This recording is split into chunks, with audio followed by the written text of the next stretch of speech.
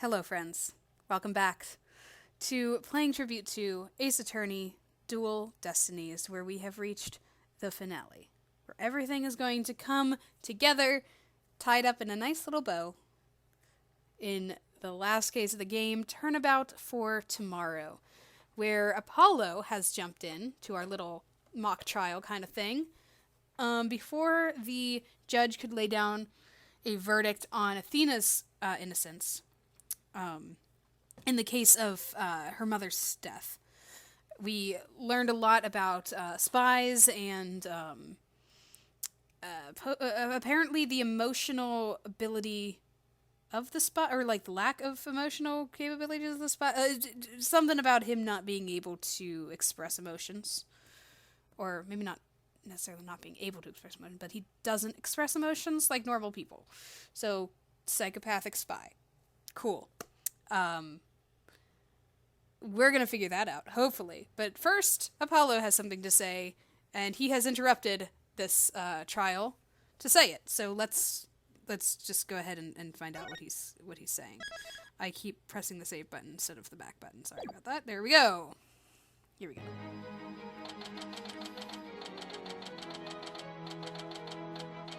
As we were.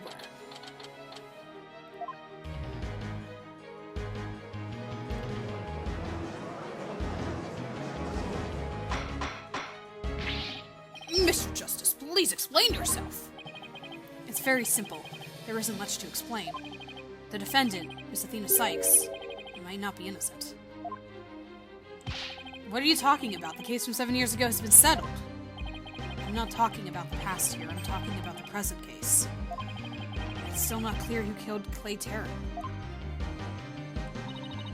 But Apollo, why would you... Miss Sykes, please listen quietly to what I have to say. Oh, so cold. What in the world is Apollo trying to do? Your Honor, please allow me a little of the court's time. But this is a trial for the case from 7 years ago. Miss Blackwell, I'd like to ask a favor of you. Just as you lost someone close to you, I lost someone close to me too. I'm sure you want to know the real truth of what happened as much as I do. Apollo. Sure, you know I'm all for the truth. Now let's see you expose the princess's guilt. Judge, I give my permission. Continue with the trial. Man, she really has it out for Athena. Very well. Is that all right with you, Prosecutor Edgeworth? The prosecution has no objections. Let's hear Mr. Justice's testimony. I'll have the police investigation report brought immediately. Not you too, Edgeworth. I really hope it's because you have something up your sleeve. Very well. Your opening statement, please, Prosecutor Edgeworth. As you wish. Let's review the case of the murder of Mr. Clay Terran. It was made clear in the previous trial that Solomon Starbuck was not his killer. Therefore, the true culprit was someone else. On that day, this culprit waited for the astronauts in boarding lounge when the two men made their escape out of the Space Museum. The killer attacked Mr. Terran with the same type of knife that was used 7 years ago. The murderer then escaped into the Space Museum. Next, Director Yuri Cosmos switched the launch pads. After that, the culprit exited the Space Museum and escaped via boarding lounge 2. Therefore, this trial must make clear who Mr. Terran's true killer was. In other words, we must discover who it was that escaped the Space Museum that day. Thank you, Prosecutor Edgeworth. Mr. Wright, is the defense ready? Yes, Your Honor. I better rearrange my evidence. Again. Relevant evidence swapped in the court record. Okay, let's see what we got. It's a good time to remind me to look at the evidence. Space Center diagram, utility knife, murder weapon, all that stuff. Hope capsule, exhibits, moon rock earring, Phantom Sykes profile, Terran's autopsy report. Okay, so it looks like we just traded out some evidence. Security camera, video, Launchpad door lock, horror statement, that evidence, emergency ladder, and the fragments of the bomb. Okay. Now then, Mr. Justice, your testimony, if you please. It's not like you were there. What exactly are you going to say? Oh, accusation. All right, fair enough. This looks more like a Ace Attorney Investigations testimony. It's like the accusation and the rebuttal. I suspected Miss Sykes of the murder of Clay Tarrant. My growing suspicions were confirmed when this incriminating evidence presented itself. In addition, he's the only one who could have utilized the launchpad switch to escape. That is why I wish to indict Miss Sykes on the charge of murder. Shh.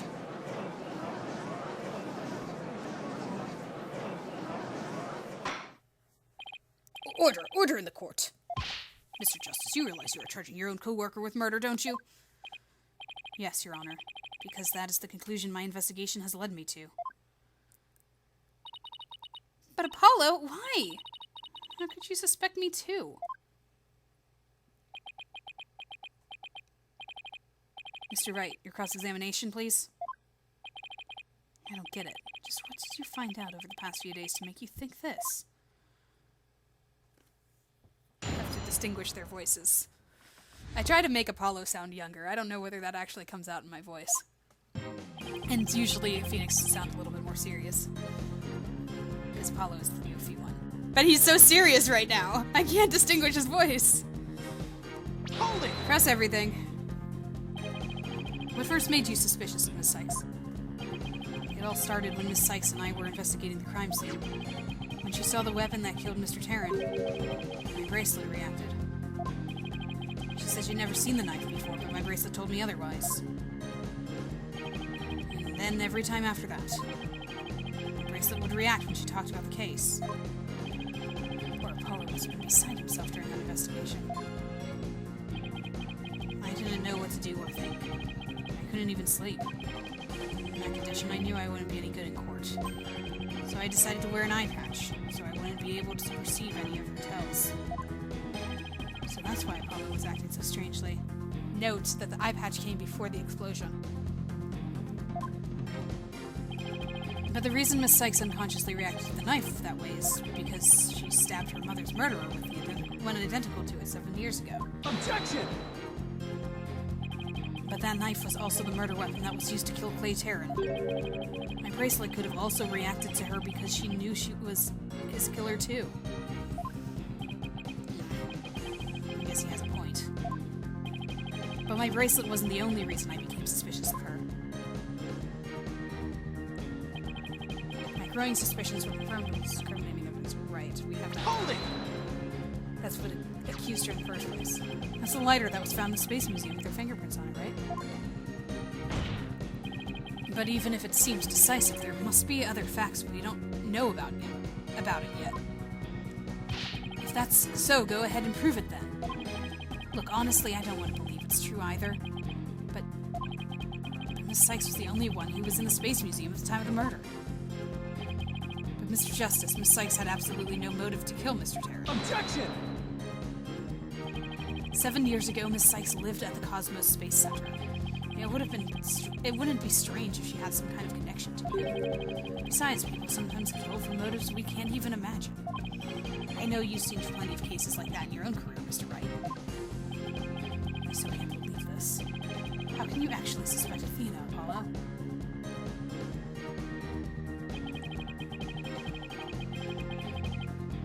Okay, what do you mean by that? Isn't it possible that somebody else used that same escape route? I'm afraid not, Mr. Wright. Why not? Recall there is a security camera in boarding lounge 1 aimed at the launchpad door. It's the camera that captured Mr. Tarrant and Mr. Starbuck. There's also another security camera in boarding lounge 2. It recorded Mr. Tarrant's killer, or rather Miss Sykes, coming out of the Space Museum. Did it? The camera in boarding lounge 2, first I've heard of it, but makes sense. Athena said she had snuck into the Space Museum the night before the incident. and then was overcome and passed out until around noon the next day. He was out until about noon of the next day. Didn't know about the explosions. When I woke up, nobody was around. So I just went out into the boarding lounge too. That must have been when the cameras captured her. And that's what made Apollo suspect her even more. Wait a minute. In that case, it most likely recorded the true culprit as well. Objection! And that's a negative on that one, too. Mr. Wright. In the footage taken after the incident, Miss Sykes is the only one who appears. What? Why?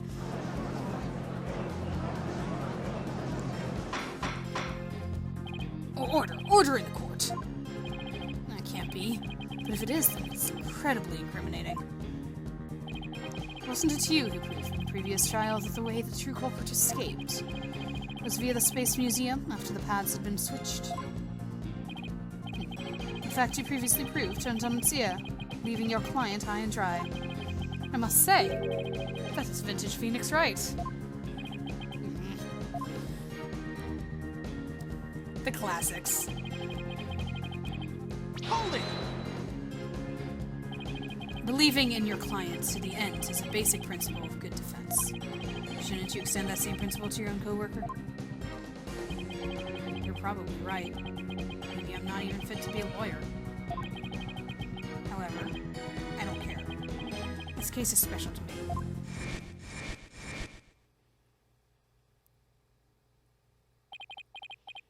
Clay was my friend. And that's why I just have to know the truth.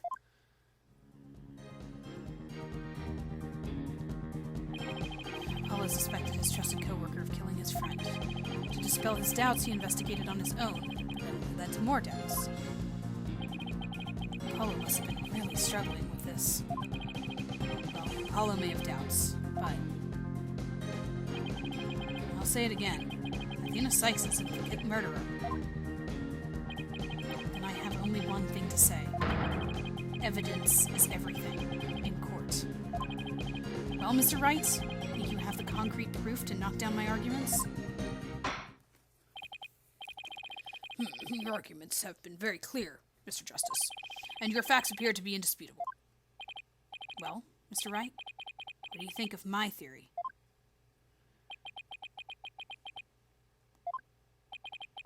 It looks like not even you can deny it. Miss Sykes was the only one who used the only possible escape route.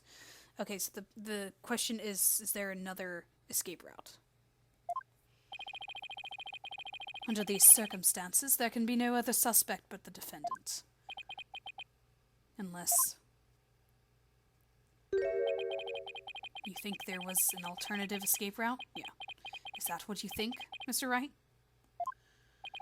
Is that what you think, Mr. Wright? That's the only possibility.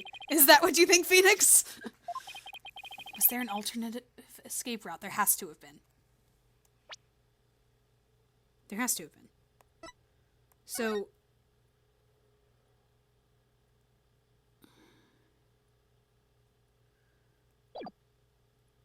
An alternative escape route for the killer to have taken. Right?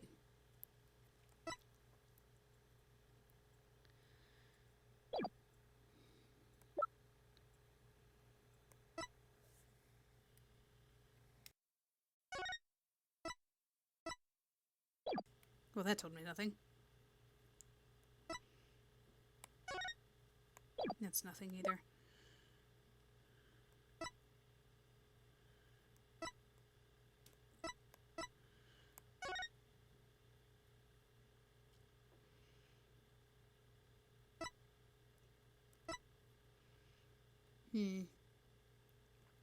So the security camera was pointing at that door just like in that picture.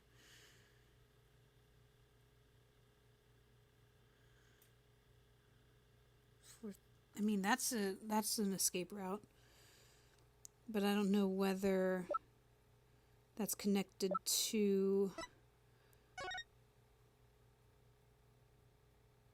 Like if it's the case on the other side. But they would have had to go through the hallway, right? Still, I have to say that there was, because there has to have been. Yes, of course there must have been. Just don't ask me what. You're just bluffing again, aren't you? Me? Bluff? No way. He knows me too well.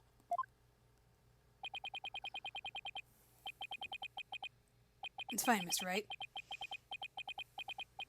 Even a bluff would suit me just fine. Who's saying that? As long as you can. Clear up this doubt inside me. There it is.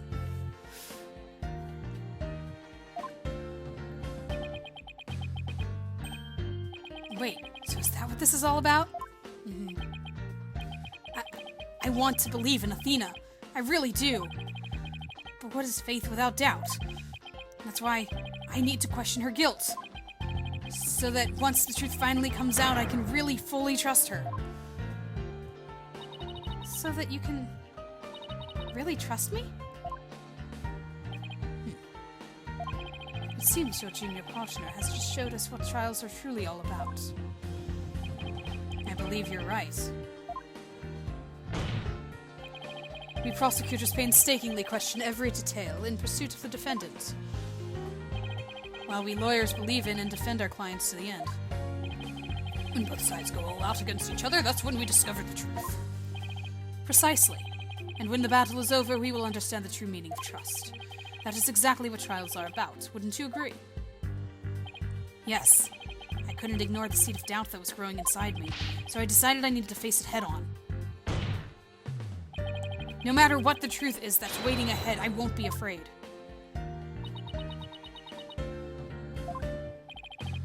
It's so like Apollo. Always uber earnest about things like this. Mr. Justice, I vow to dispel every last bit of doubt in your heart. Good. Because I want to believe in Miss Sykes again. I'm really hoping there was an alternative route, aren't you, Apollo? But if I use the process of elimination, there really aren't that many possibilities. Director Cosmos is at the southern exit, leaving only the control room and the corridor to the Space Museum. Which door could the culprit have escaped through?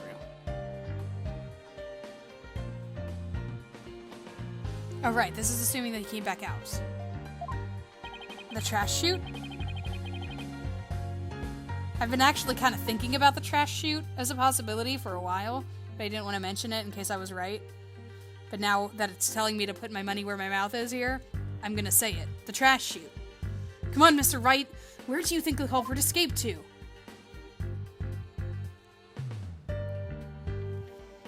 I believe that this is showing the trash chute.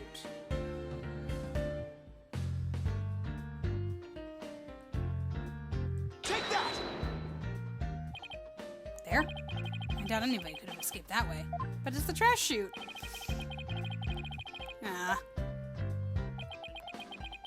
Guess I believe we can. Alright, I'm sorry. Hold on. What am I looking at here? What does it want? Do we have... Man, I really thought it was the trash chute. Well, what else could I...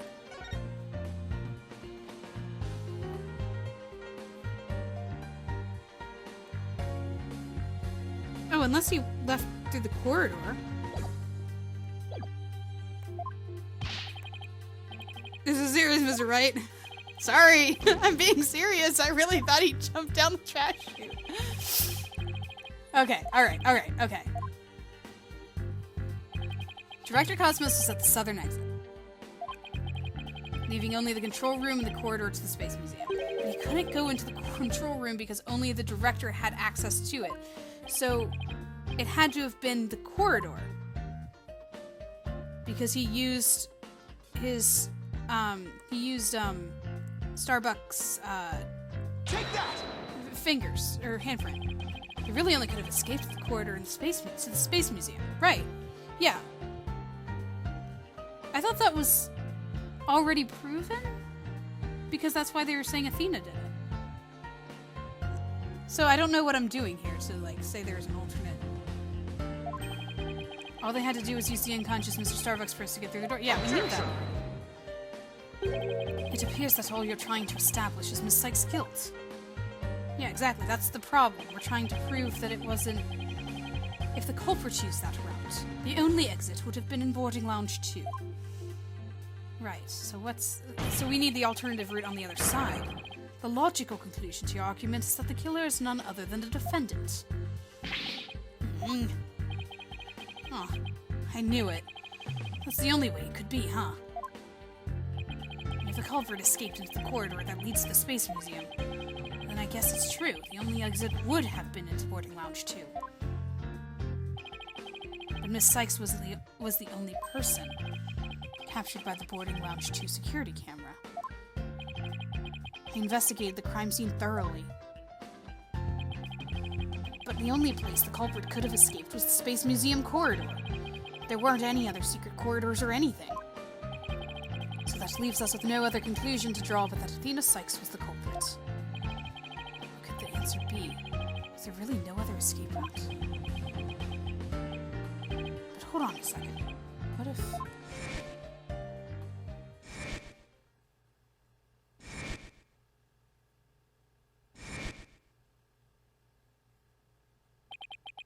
Where did those mysterious leaves we saw in the corridor come from? What if they are a clue to the culprit's real escape routes? During the move, during the switch, I think it is possible that the culprit escaped into the Space Museum, but then came out using a route other than the boarding lounge too. Oh? Launchpad 1 and the Space Museum were switched after the bombing, meaning the Space Museum corridor was moving along the rail at the time, which is exactly when an alternative escape route opened up for our culprit. Are you kidding me? Judging by the intense look on your eyes, I take it you're serious. Very well then, Mr. Wright, do tell. Where could the culprit have gone from the museum corridor besides boarding lounge 2? Outside. Outside.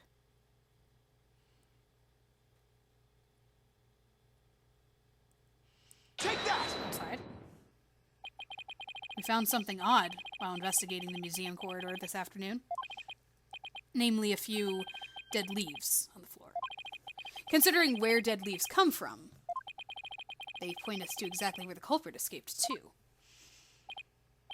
Yes, I remember seeing some leaves myself. Ah!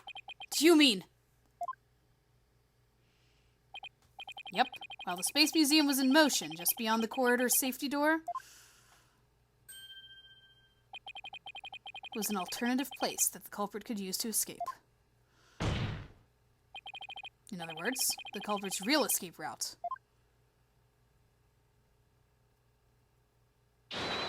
was the area outside the Space Center. You're freaking insane! Objection! Just a little bit. Do you know how impossible that would be? That corridor is level with the 3rd floor. Even if the culprit tried to leap to the outside wall of the Space Center building, they would fall to their death. Objection! Ordinarily, yes. But after the bombing incident, the culprit could make use of a certain item. And what item was it exactly, Mr. Wright? Alright, this is what the culprit used to leap to the outside wall of the main building. The ladder. Right, because it was going down. Right? I so want to use that ladder. Take that! An emergency ladder. There was an emergency ladder in the 4th floor robotics lab, and it was used that day after the explosions to help evacuate people.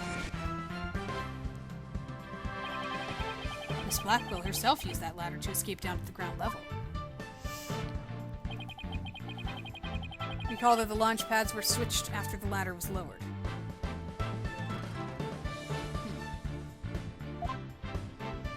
Yep, there it is. Boing! The corridor would have passed by the ladder while the pods were being switched. And that's when the culprit literally sprang into action. Boing.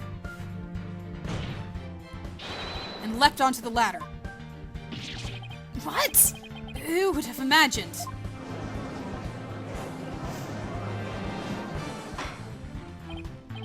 Order in the court.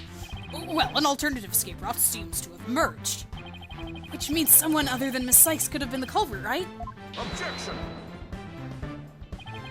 Making things up on the fly in an attempt to sway the court again, are we, Mr. Wright? Your theory has so many holes, it puts Swiss cheese to shame. Alright. Name one. I have here detailed information about the Space Center. According to this, the distance between the museum corridor and the main building during movement is a full 20 feet. That's a lot of feet. 20 feet? You're pulling my leg, right? In addition, the corridor is 3 floors from the ground, or roughly 50 feet. What's more, the culprit would be leaping to a precarious place. An unstable ladder. Rick. Human beings feel fear in dangerous situations. It's basic survival instinct. An ordinary person would certainly hesitate before jumping. Or even freeze in fear and not jump at all. Objection! But the culprit had just murdered someone. They weren't in an ordinary state of mind. Objection! Nevertheless, why would they have taken that kind of risk? They could have waited for the switch to be complete and escaped to boarding lounge 2. Objection! I mean, on a camera? Because there's a security camera in the boarding lounge 2. The culprit knew they would be recorded if they left the Space Museum that way. Objection! In that case, the culprit could have hidden in the museum until things settled down, and then blended in with the other people after the museum was opened. That's a good point. But you claim that, despite all this, the culprit took a 20-foot death-defying leap, and all in the brief moment the corridor and ladder passed by each other? That's also a good point. They would have needed a running start while the corridor was moving to make that jump. If their timing was off or they couldn't jump far enough, it would have been instant death.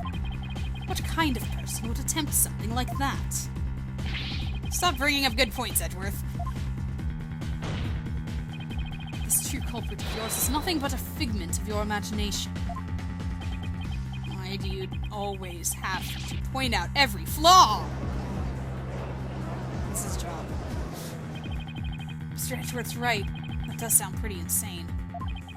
The culprit would have to be someone who feels no fear, like a stuntman. But everyone feels fear on some level. Right? Wait a minute. Oh, I'm getting chills again. I love this. Ha! I've got it this time. I can prove that there is someone who could have used this alternative escape route. Oh, can you now? This proves the possibility of a person who could have used this alternative escape route. Feeling no fear, you say?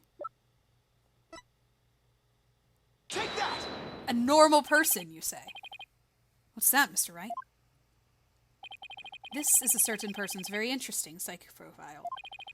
The subject doesn't experience feelings like normal people do. In other words, this person doesn't feel happiness, sadness, or fear.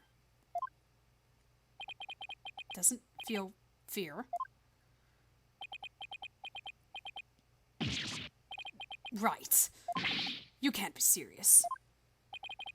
Without the constraint of fear, he could easily do what an ordinary person wouldn't dare. Just as you or I could do a broad jump on the ground without the slightest fear.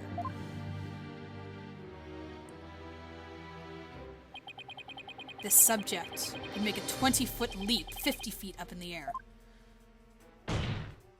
He could choose this extreme way of escaping without hesitation. So you're saying that to a person without fear, the alternative route would be quicker and eliminate the chance that they've been spotted? That's definitely pretty extreme, Mr. Wright. But the Was there such a person there at the scene? Yes. The Phantom. That mysterious, shadowy figure who keeps popping up. Oh dear. The Phantom. Again. I knew the Phantom was there behind the scenes of the Space Center bombing, but I wasn't sure if he was connected to the murder of Clay Terran as well. However, now it's all clear. The Phantom is the one who not only bombed the Space Center, but also killed Mr. Terran. What?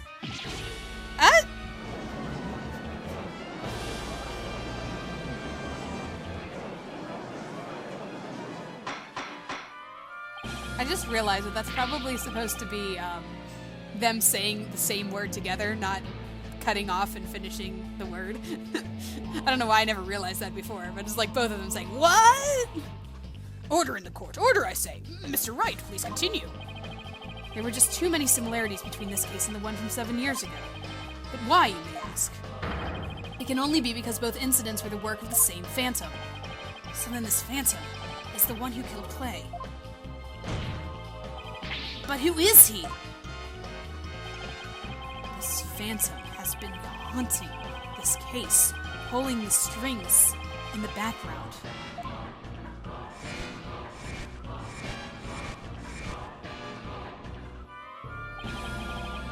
Who could this unidentified international spy be? Right. This escape route must have been a part of the Phantom's plan from the start. As was tricking Director Cosmos into switching the launch pads. The bomb on the second floor was meant to make the elevators and stairs unusable. That's why he gave advance warning and planted the bombs where he did. Yes, I think you're right. But it doesn't explain this one last thing. So I lowered my emergency ladder like the detective leading the evacuation told me to do. But it was such a pain, why couldn't they have used the ladders in the other rooms? I don't remember her saying that. Oh. The robotics lab wasn't the only room with an emergency ladder. But he couldn't have made that leap unless he was certain which one it would be. So you mean... the Phantom must be someone who knew that particular ladder was going to be used? That's right. Who could it be? Wait a minute. Did you get it yet? Let's repeat the last line there.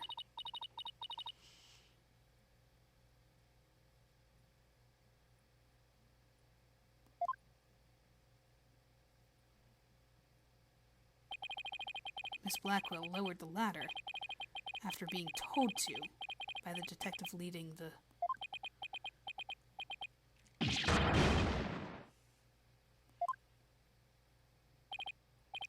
You've got to be kidding me. Did you figure it out right? Do you know who the Phantom is? Yes, let me breathe for a second. Yes, I do. Who is it? Who killed Clay?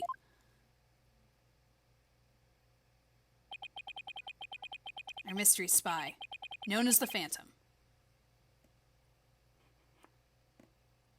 is none other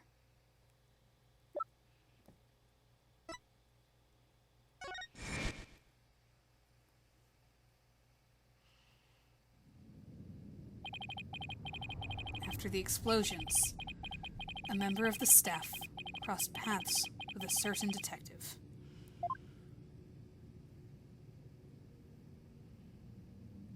I was on duty on the 4th floor. It was quite the madhouse, I tell you.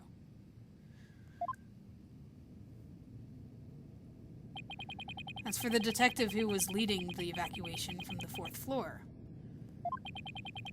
he had a very specific objective in mind.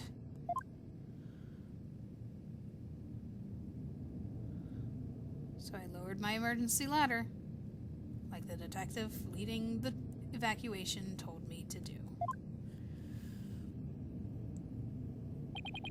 His objective was to secure his own escape route. We lowered an emergency ladder from a 4th floor window and escaped that way. Oh yes, you indeed escaped. Once everyone else got out safely, I made my way down too and headed the shelter.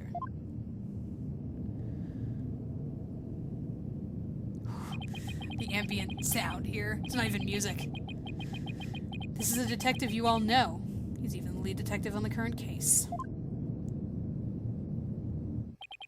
He appears to be a very emotional man, but his psych profile says he is without emotion. Take that!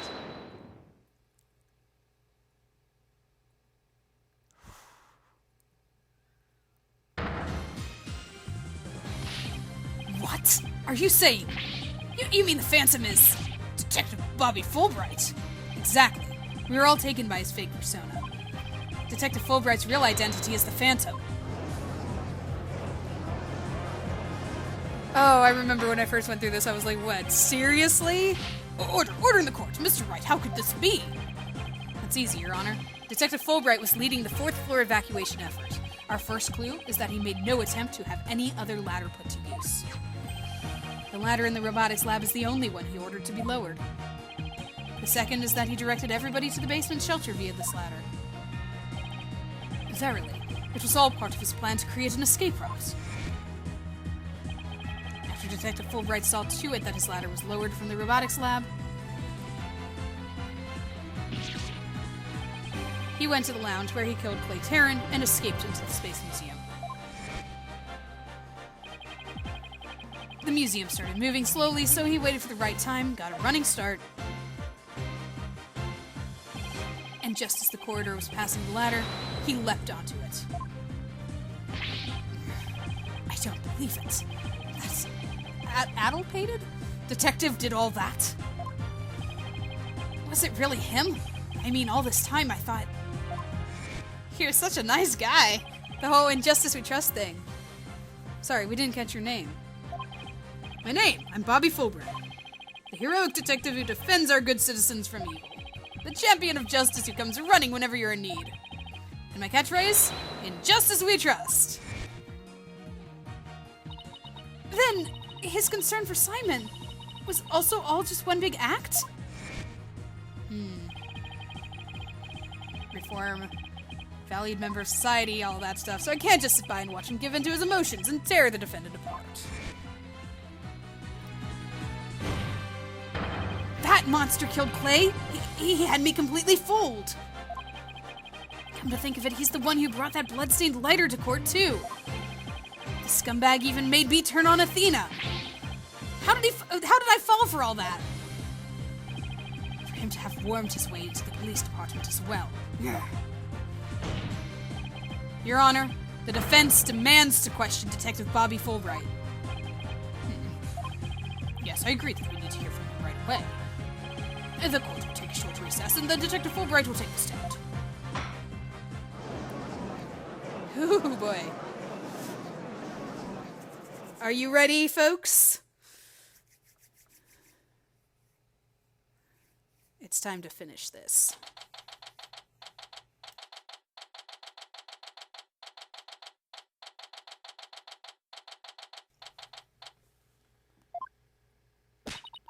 Thank you so much, Mr. Wright. If it wasn't for everything you did, I... Don't thank me yet. We still have an uphill battle to fight. You got it, boss.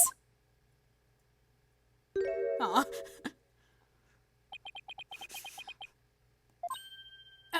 Apollo! This is super awkward. Well, this is awkward. Athena, can you do me a favor? Huh? What is it? Could you... punch me, please? What? Why should I do that? Because I should have believed in you. I let the seed of doubt inside me get the best of me. I'm really sorry that I didn't trust... Ouch! Don't be such a dope! I was really touched by what you did. Huh? Now what are you talking about?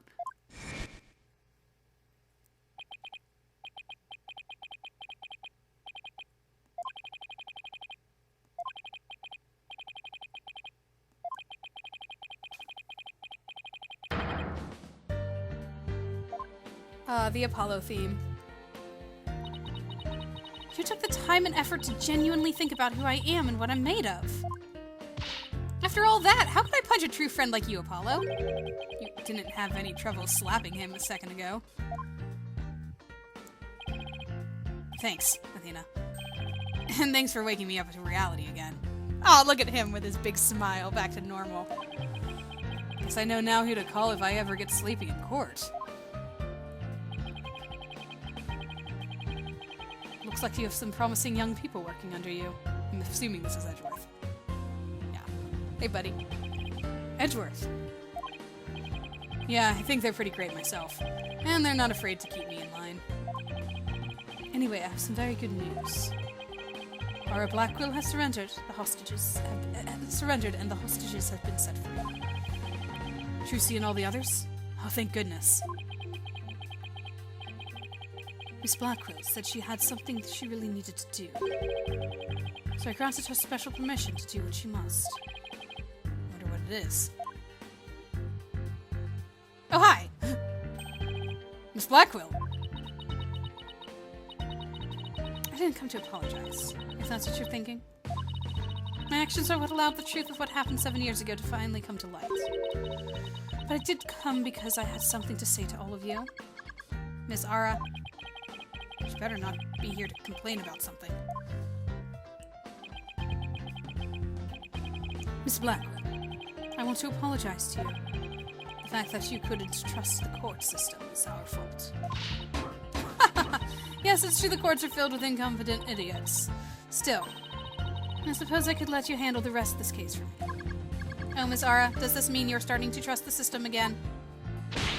No, of course not. Be quiet, hunk of junk. It's just, I wouldn't mind if you were the ones who took Memphis' killer down. Leave it to us. We'll get him. So I guess that means she's starting to trust us, at least. Oh, hey. Nara. Simon, I'm so glad both you and the princess were cleared of all suspicion. And it's all thanks to me and my robots. You'd better be grateful. I never imagined you would go that far. Though you always were extreme. But I don't recall ever requesting your help. As closed as ever, I see. Well, now that you've been released, I guess it's my turn to go live in the Slammer. I just hope you're not the prosecutor for my trial. You'd probably give me the death penalty. You know me all too well. I guess love can take on a variety of expressions, including stunted in their case. But I truly was about to be executed tomorrow. Though because of you, it looks like I won't be crossing the sticks just yet. You have my heartfelt thanks, Aura. I'm sorry I caused you so much anguish. Simon.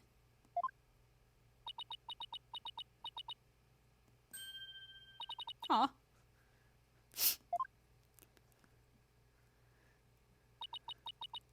I'm so glad, Simon. So very glad to hear you say that. Aura. Alright, that's enough of that.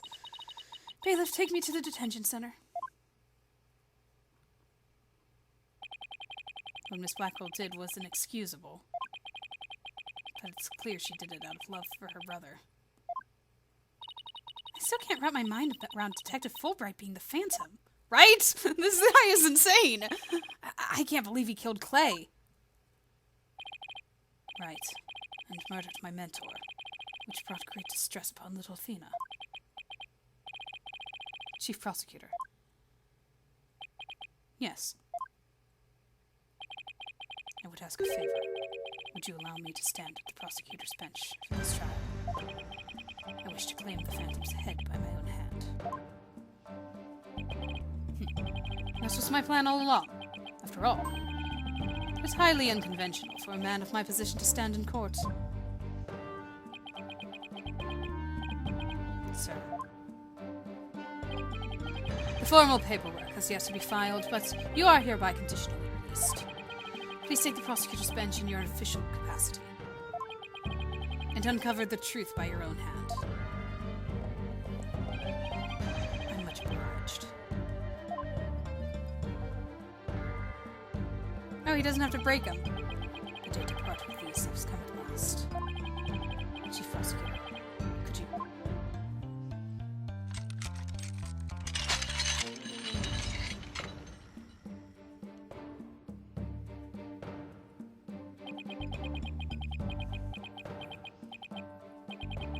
How long have I waited? Maybe it's the sense of freedom, but even the air seems fresher, the light brighter. And I will relish slashing that blackguard Fulbright to shreds without mercy. Such flowery words, and then vengeance. I don't have to be able to read his heart to see how happy he is. I'm so glad, but I won't cry just yet. After all, we still got a trial to finish. It's okay to cry, Athena. I promise. Prosecutor Blackwell, Mr. Wright, please avenge Clay's death for me. What are you talking about, Apollo?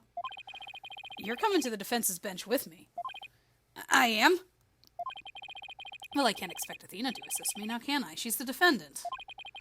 That leaves you, Apollo. But are you sure you want me? I took a leave of absence and everything. Well, our office is pretty short-handed, and you're all I've got.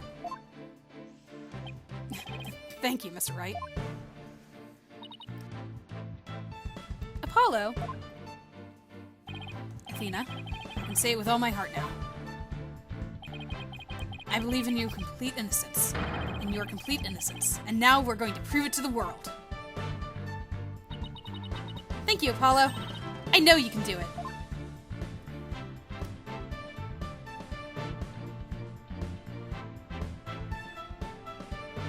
So, you won't be needing that eye patch anymore, right? Right, because I'm fine now.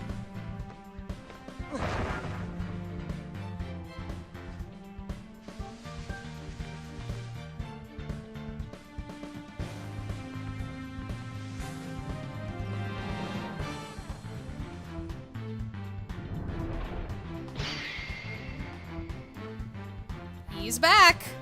And he's fine! Now this is the Apollo I know. Welcome back, Apollo! It's almost time for the trial to restart, though it looks like you have things well in hand. Yep. I should head back to the prosecutor's office. Why? I want to look into a few things. Namely, the first people on the scene 7 years ago, the facial data registered by the robot, and Detective Fulbright's background. Sounds great, Edgeworth, thanks. I expect to be repaid with victory, right? Now, if you'll excuse me. Okay, you two all set to go? You bet I am! Let's do this! Let's do this! Here we go! This is it, the final battle.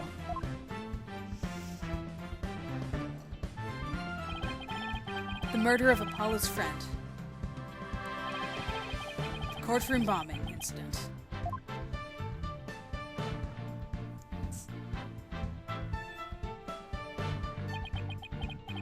And the case that ushered in the dark age of the law 7 years ago.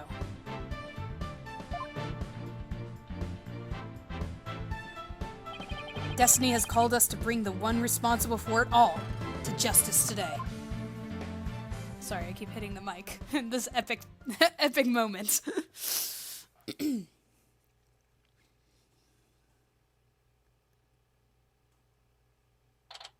It's loading a lot. It's really thinking. I've been at this for too long.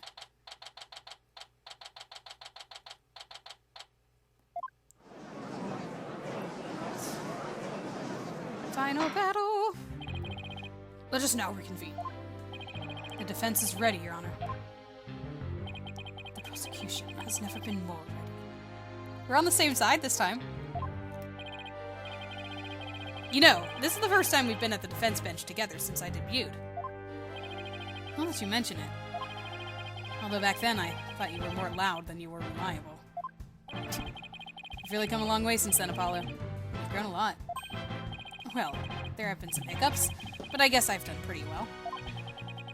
He's still got that ego of his, though. I'm Prosecutor Blackwell. With the 7-year mistake now resolved, you can finally take your rightful place. Chain free. Yes, I guess we can keep the chit-chat for later. But bailiff, please bring the witness immediately. Even with those handcuffs off, Prosecutor Blackwell seems to be pretty much the same. 7 years of grumpiness doesn't go away so easily, I guess.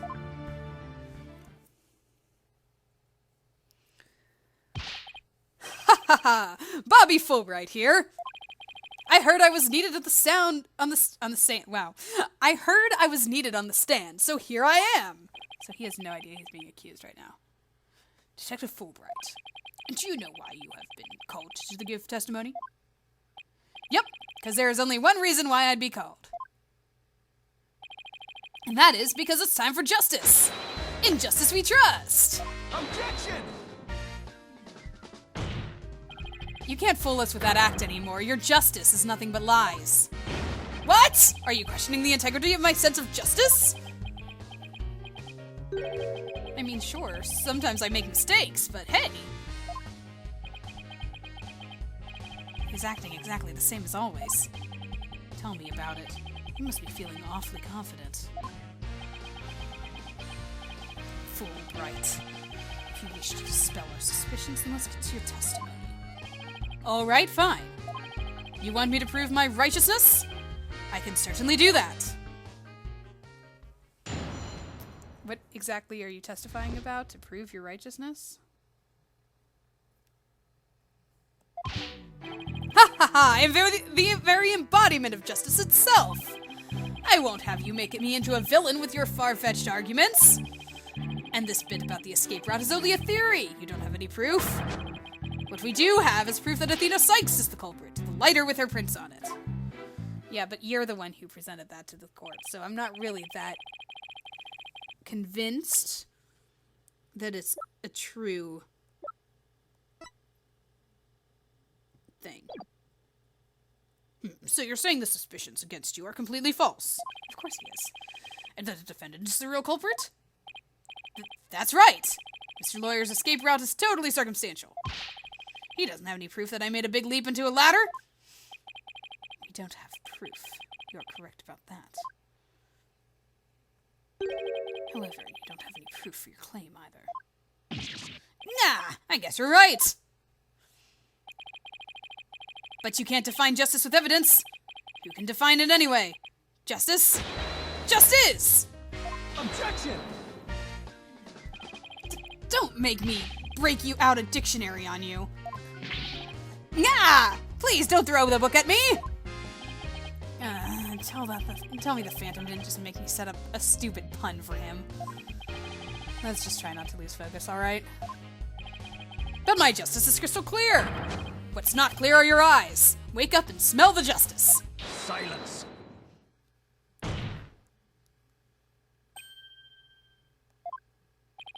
Enough of your rubbish, Fulbright. If you have even an ounce of justice, then you will answer the court's questions and prove it! Prosecutor Blackwell. Prosecutor Blackwell looks torn. Well, Fulbright, it was his partner after all. Prosecutor Blackwell is right. The truth will be revealed in the cross-examination. The suspicions against Detective Fulbright are, at this point, only suspicions. As is my duty, I will judge the claims against the detective as impartially as I can. Does anyone have any objections? That's fine, Your Honor. Ha ha ha! Now ask away and don't hold back! Well, there don't appear to be any objections. Very well, Mr. Wright. Please begin your cross-examination. He's confident. He's like, yeah, have at me.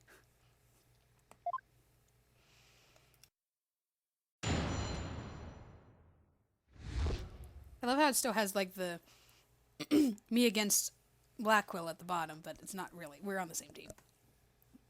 The embodiment of justice, right. Am I pressing everything? That's dumb.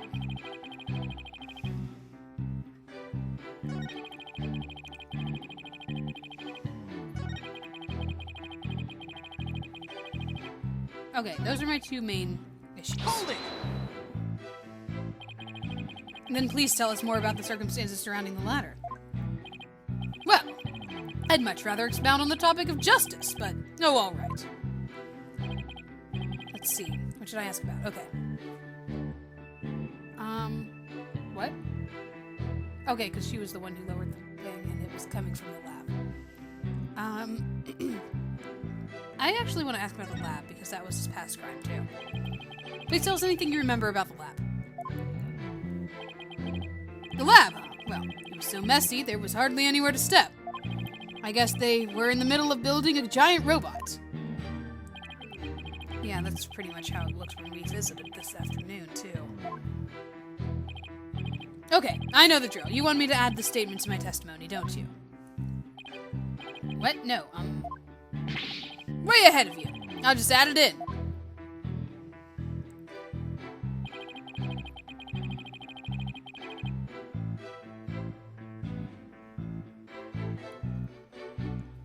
It was a poor choice for the evacuation, and yet you evacuated from it. Okay, let's press it. Hold it! You aren't fooling anyone. You chose the ladder in that very room on purpose to recreate your escape route. That's not true. It's just that when it comes to ladders, I'm very particular. I had a good feeling about that ladder. Really? No, this isn't getting us anywhere, Mr. Wright. Did I mess up somewhere along the way? Oh, it had a choice of... Shoot. Please tell the court what you remember about Miss Blackwell at the time. That's okay, we'll go back. She appeared to be really angry that the bombing commotion was disrupting her work. She even threw a robot at me. Yikes. I hope it wasn't Pork Longo. This is very important information, isn't it? I'll just switch the statement in. Why don't you let me decide that?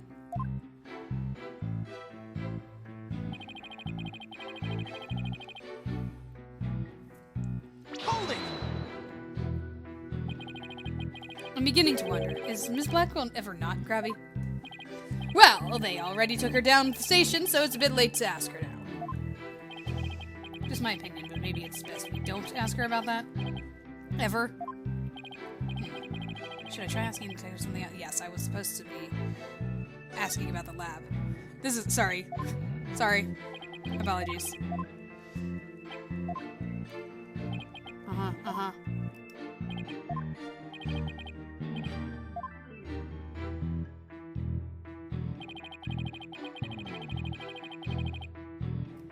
Yes, poor choice for evacuation, so why?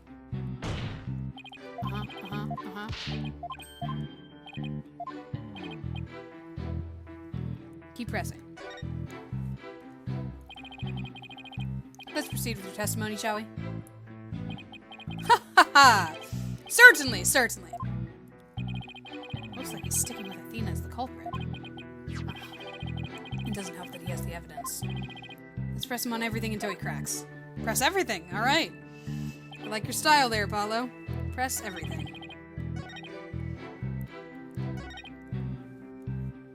Hold it! You mean the lighter that was found in the Space Museum, is that right? The one and only. After Miss Sykes murdered Mr. Terran, she escaped into the Space Museum. That's when she probably dropped the lighter. Then after the launch pads were switched, she ran out of the Space Museum, where her image was caught by the security camera. Found evidence I should probably save the fight for another time. Huh.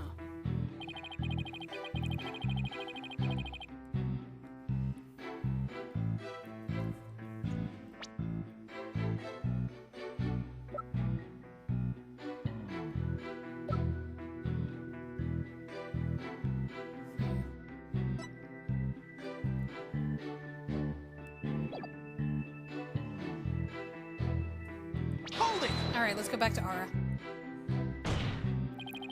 You aren't fooling anyone. Oh, right, okay. Blah, blah, blah, blah, blah, blah, blah.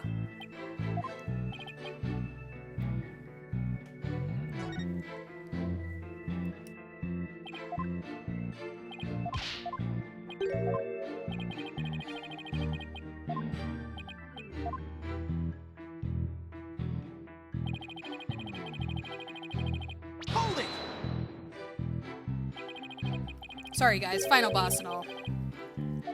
Is she ever not crabby? Blah, blah, blah. Don't ask. Press on. Let's proceed with your testimony, shall we?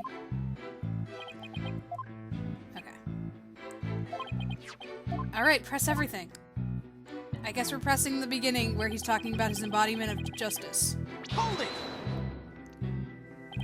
The embodiment of justice? Those are just empty words. But they say if you keep saying something, it can eventually become the truth. Isn't that how people make their dreams come true too? By wishing over and over? Alright, alright. Let's just move on. That got me nowhere. Far-fetched arguments, right. Hold it! Far-fetched, sure. My arguments are hardly far-fetched. There's careful reasoning behind my theory. Yes, well, apparently there's reasoning behind even a tofu burger. But what we have against Miss Sykes, though, is not just reasoning, but solid evidence. And it's called the lighter, which Miss Sykes' fingerprints on it and the victim's blood. Yes, but which hand? Wait. It just says her prints, but the emblem was in their left, the lighter was in her left hand. I say her. His! Because it's him, not Athena! Yes, that's true, but... Wait, Detective Fulbright was the one who brought that evidence to the trial. If you harbor any suspicions, I suggest you ask Fulbright to write down. Especially about that lighter. Yes, I agree. That's right, but what exactly should I ask about? The position of the prints, please. Please tell the court about the position of the prints in their lighter. There is some misdirect there, having me choose with Ara and the escape route. Interesting. If this is where the contradiction lies. They're around the same spot on either side, as they would be if she were holding it up. I suppose if it was used to light the room, it would be held that way. Could you please add that statement to your testimony?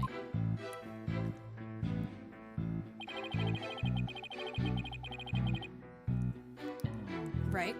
Hold it! In what hand? Yes, Miss Blackwell did mention she saw a lit lighter being held up.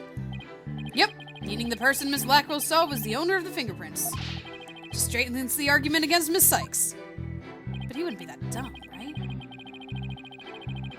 This line of questioning is going to get me anywhere except in fiction land. Okay, the number of prints, sure. So how many prints were found exactly? 3. The thumb, index finger, and the middle finger of a right hand. There it is. Objection, Your Honor. Your Honor, that is an important statement. Could we please have it swapped into my testimony? You got it. I guess it is going to be that simple. You beat me to it. Ha ha ha! Be it investigating or testifying, speed is the key. I don't think that's true. I think you need to slowly and carefully investigate. Here it is. That's just too easy, though. Come on, Fulbright. You say the prints were from a right hand? Is that correct? That's right! Very clear prints. But that just doesn't add up. Huh? What doesn't add up? According to Miss Blackwell, who saw the culprit herself, this person held the lighter in their left hand. Oh? So here's the dilemma before us. Why are the prints of the lighter from a right hand instead of a left? Yeah! You're right. It doesn't make sense, does it? Your Honor, this lighter can hardly be called incriminating evidence. The witness's claims don't even hold water. Detective Fulbright, I hope you have a good explanation for this. Just can't understand it. They're definitely right-hand prints. But then, why are they inconsistent with Miss Blackwell's statement? I've got it! What have you got, Detective? The mirror! The witness must have seen a reflection of the culprit in the mirror. What mirror? Go on. Miss Blackwell was looking in through the window of the boarding lounge 1, wasn't she? I believe so. If you mean the little window in the back and the right of the room.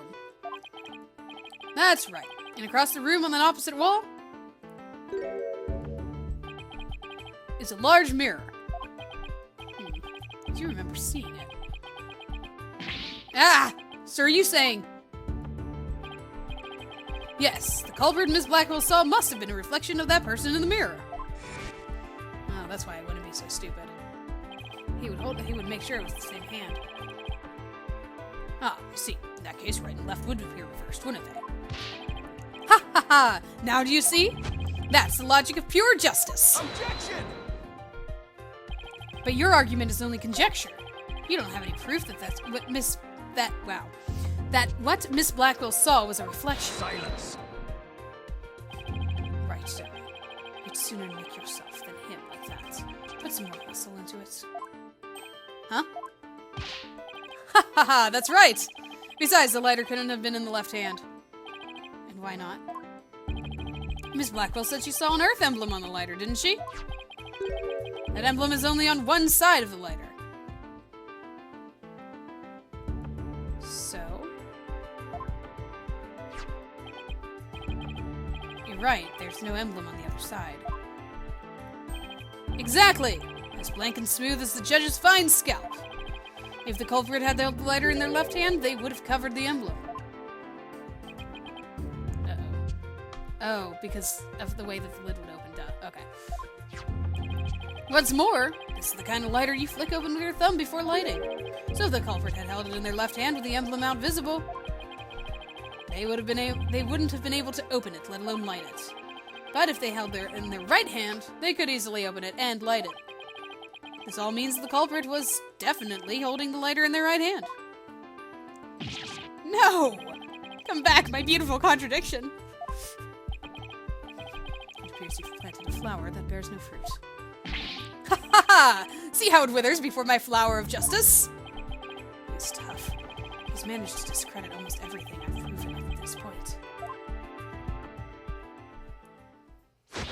In justice we trust! Now do you see? I'm not this phantom you've been talking about. I mean, are you sure there really is a spy? I bet they're just a figment of your imagination. Oh, it's so sad, so very sad. But I'm afraid Miss Sykes is the culprit. Hold it!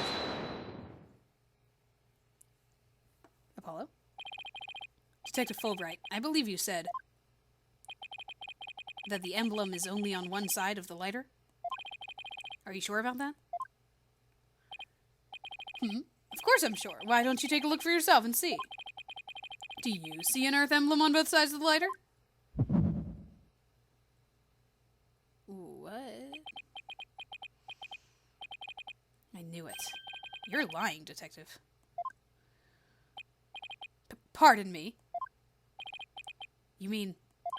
Yes, my bracelet reacted to a statement about the emblem. He's definitely hiding something big.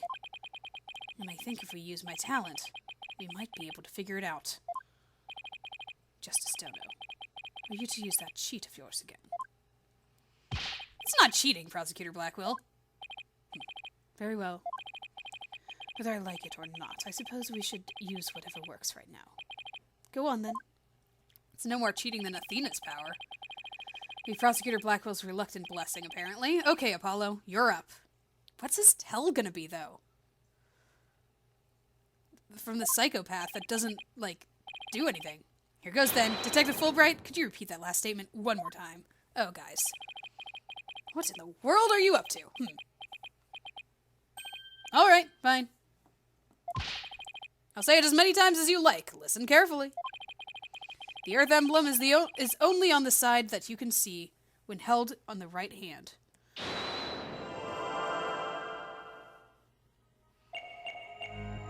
I don't even know. I definitely don't remember what his tell is. I'm just gonna stare at him for a little bit. Right in the face. See if anything's twitching. Whoops. See if anything's twitching. No, go back.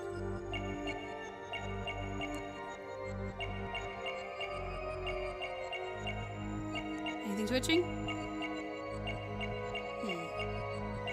The problem would be... Go back. The problem would be when he says right hand, right? Okay, I can see his hands. Maybe I should look at his right hand.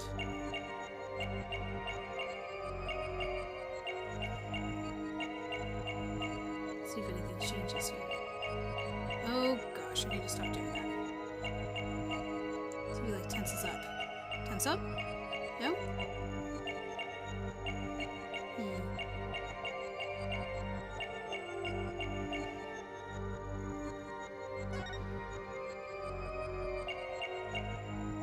Oh, hi.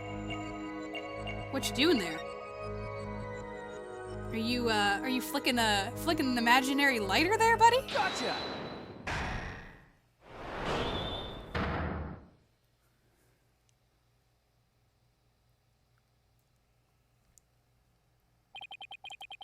Detective Fulbright, you might not be aware of it yourself, but whenever you say the phrase, the Earth emblem, your left thumb moves. In fact, it appears as though you're running it along the edge of your holster. Mr. Lawyer, I don't have the foggiest notion what you're talking about. Be that as it may, I know it has something to do with a lighter. Let me examine it. But why? You're not making any sense. You can't just... Silence! Be still and do as you're told, Fulbright. If you have nothing to hide, you shouldn't mind them having a look-see, should you?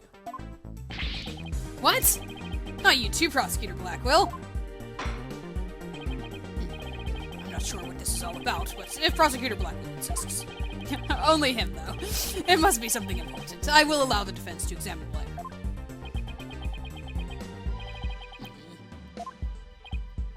Good. Now maybe we'll learn something new. I hope so. Now let's check every inch of this thing.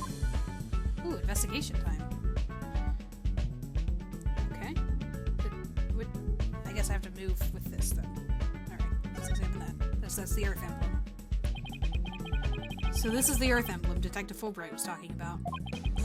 See anything noteworthy? Huh? Hey, look at this. The emblem's actually some kind of button.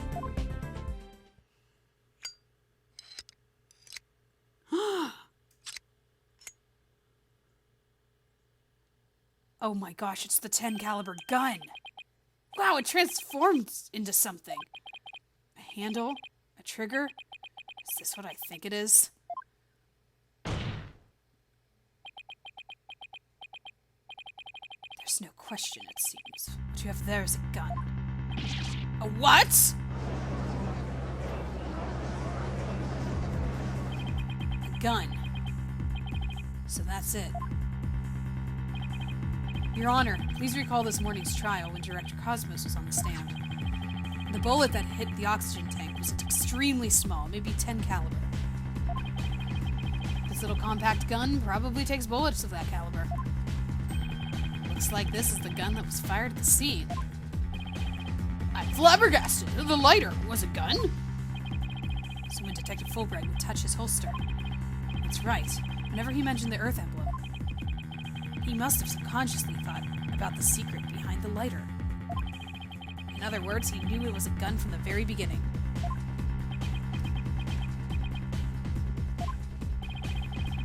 A lighter that transforms into a gun seems like a spy gadget to me.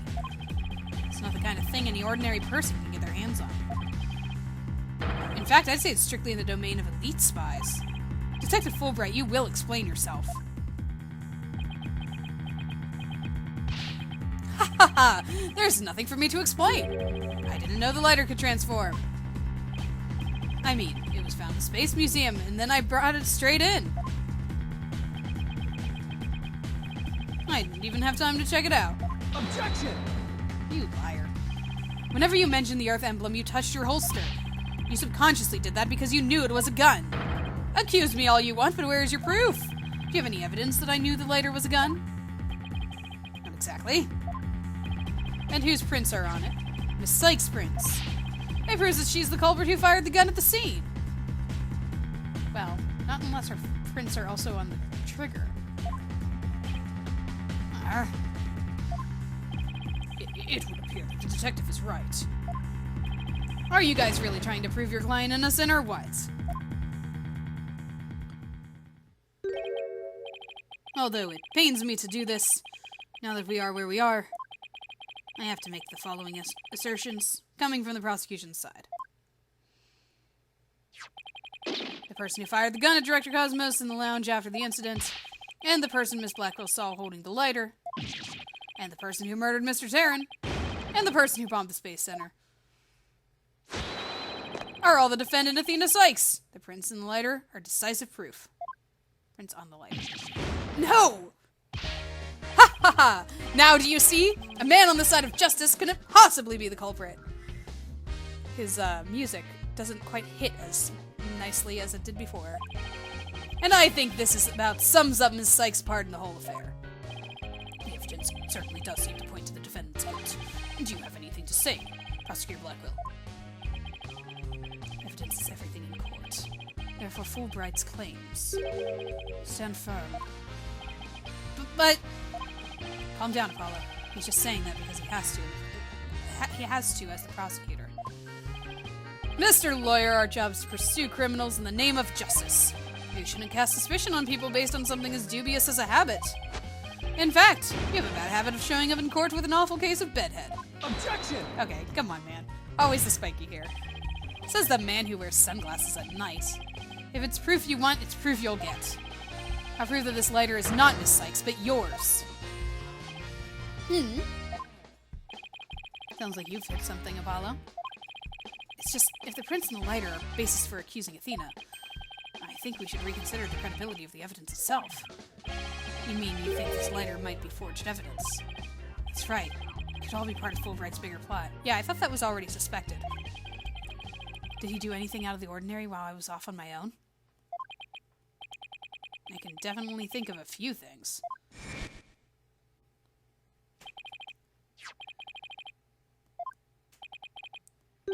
So that's when he brought in the lighter.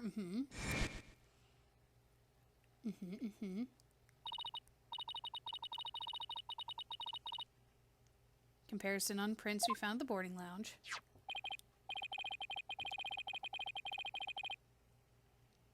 Compiled the print data of everyone related to the case.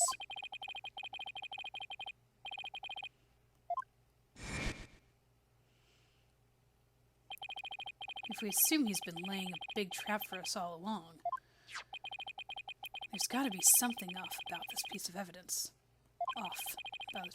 What's wrong with the lighter as a piece of evidence?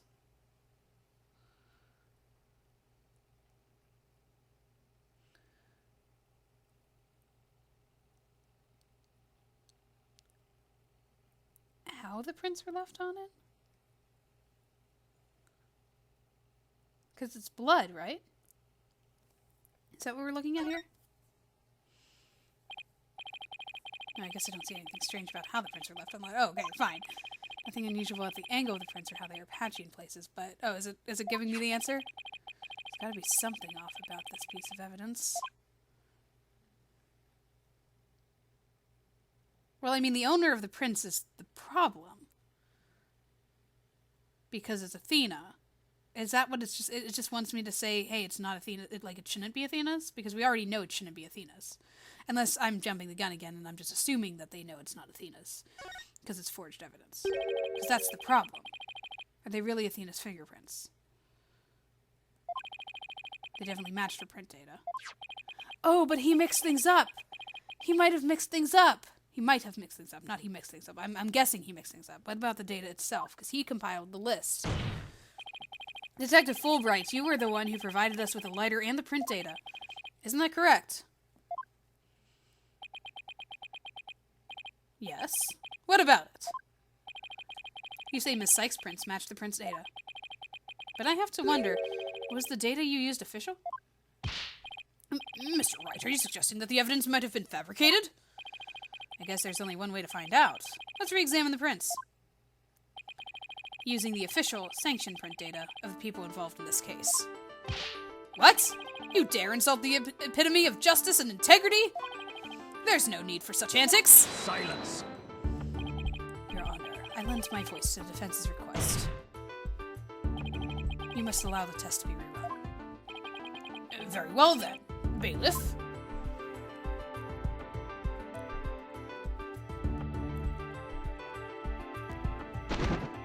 Oh, hi. It appears obvious that the official data is here. And the results?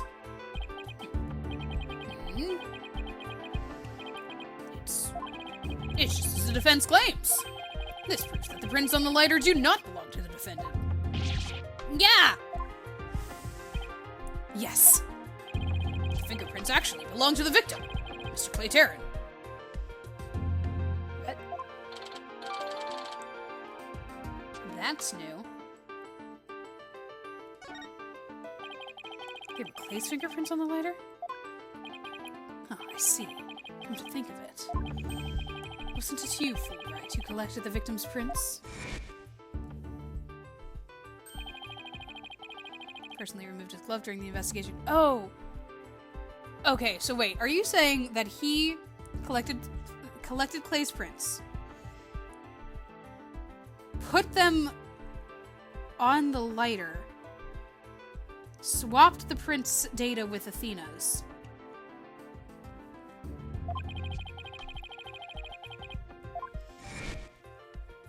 I don't think I'm fully following. When you took the deceased's fingerprints, you could have easily planted his prints on the lighter with his blood. Yeah, okay. After which you wiped the blood off of his hand. Yeah. By your own admission, you were also the one who compiled the phony print data. All to put the blame on Miss Sykes.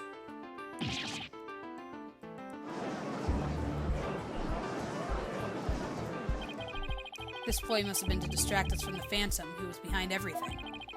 You were out to create the impression that the Phantom wasn't the true culprit. So does this mean Detective Fulbright really is the Phantom? Remember the killer's escape route.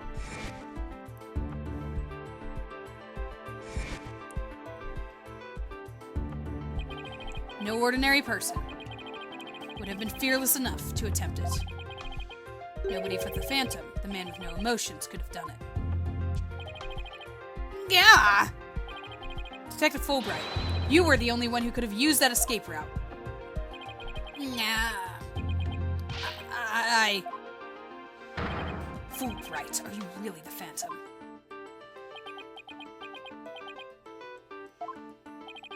Answer me. Or so help me, I will slash you to tiny slivers where you stand. Yeah, alright, I'll talk. I confess. I'm not the Phantom. Silence. It's all over. Now be a man and admit it already. But I'm not a spy. I'm an undercover investigator. I've actually been after the Phantom myself. An undercover investigator? That sounds less than wholesome to me. A person who hides his identity and secretly investigates in order to uncover information. And that's what you really are, Fulbright. That's right! I was working to track down the Phantom. But sadly, even though I was supposed to catch the spy ended up catching me. He took my family hostage and forced me to cooperate with him. What? Objection! You're telling us this now? But if what you say is true, then who was the mystery person Miss Blackwell and Mr. Starbuck saw? It was the Phantom, I tell you. All I did was help him by having that emergency ladder lowered for him. Objection! I don't believe you. Then how'd you explain the fabricated lighter? That was also one of the Phantom's demands. Being the detective in charge of the case, it was easy for me to fabricate evidence. Pinning the crime on Athena Sykes was just another one of the Phantom's orders. And you expect me to buy that? Fulbright, what was the Phantom's ultimate objective? I was told it was to sabotage the rocket launch. Someone who didn't want the launch to happen must have given him the order. Actually, I have to apologize to you, too. The Phantom told me to get close to you. He ordered me to get back that psych profile you have on him. So, he sent a buzzard of his own to tail me this past year, did he? I haven't been a champion of justice. I've just been a pawn of evil. A pawn of the Phantom who stole the moon rock and killed Dr. Sykes 7 years ago. Enough, Fulbright. Just tell us the Phantom's true identity. I don't know. He was very careful to hide it. He has top secret information for all kinds of corporations and countries. So there's a number of organizations that want him dead. People believed I was the Phantom. I could be killed on the spot. Why, I bet even now.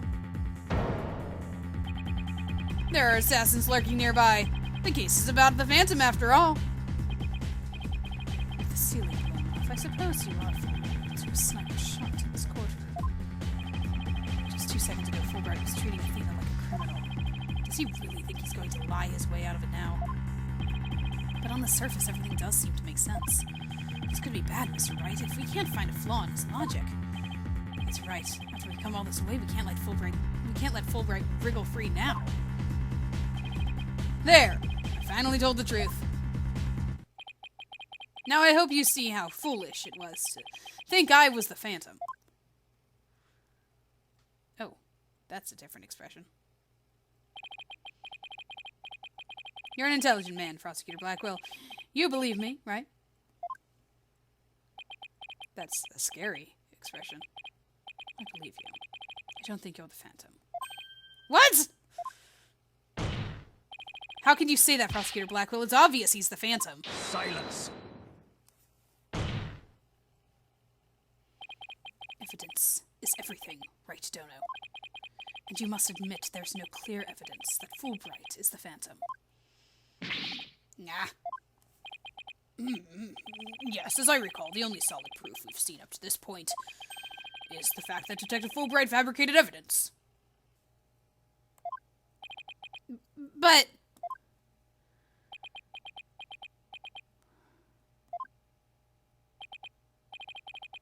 I've known Fulbright here for a year now, and all this time he's been quite intent on rehabilitating me.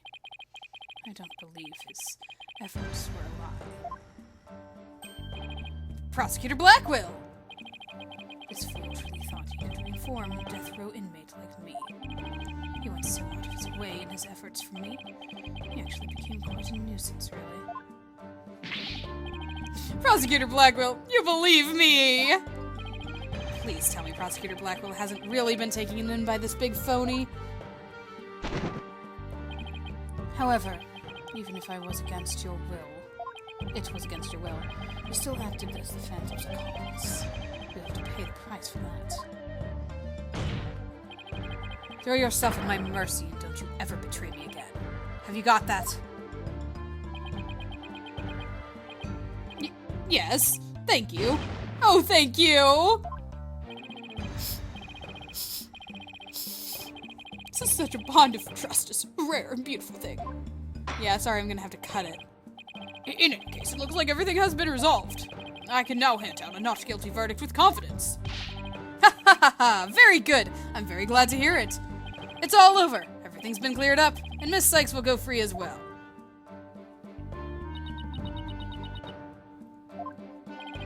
Mr. Wright, we can't let the trial end here.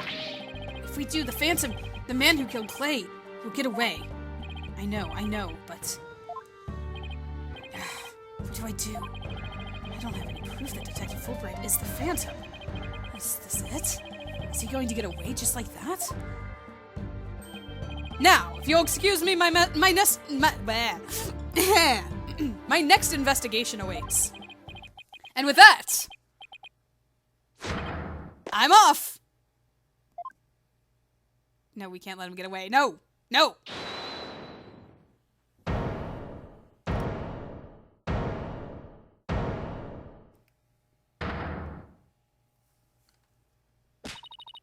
The defense... No, wait, not the defense. The defendant feels it's not time for a verdict yet, and would like to see this trial continue. What? But I was just about to declare you innocent of all charges. It just doesn't feel right to be standing here. Hey, Apollo. Think you could scooch over?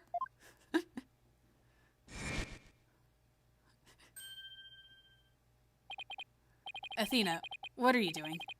Hope we don't get held in contempt of court. I have some questions for you, Detective Fulbright. Are you relieved that you are no longer under suspicion of being the Phantom? Are you grateful to Prosecutor Blackwell for what he's done for you? Of course I am, and I'm truly grateful from the bottom of my heart. Athena, where are you going with these questions?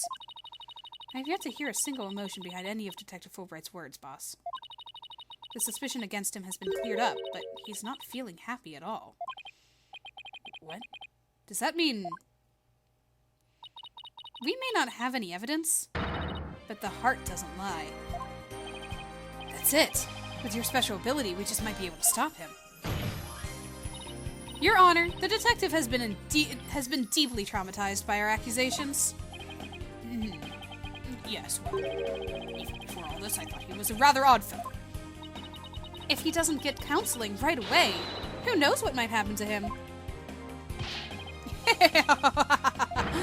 Prosecutor Blackwell, can you believe the nonsense the defense is spouting?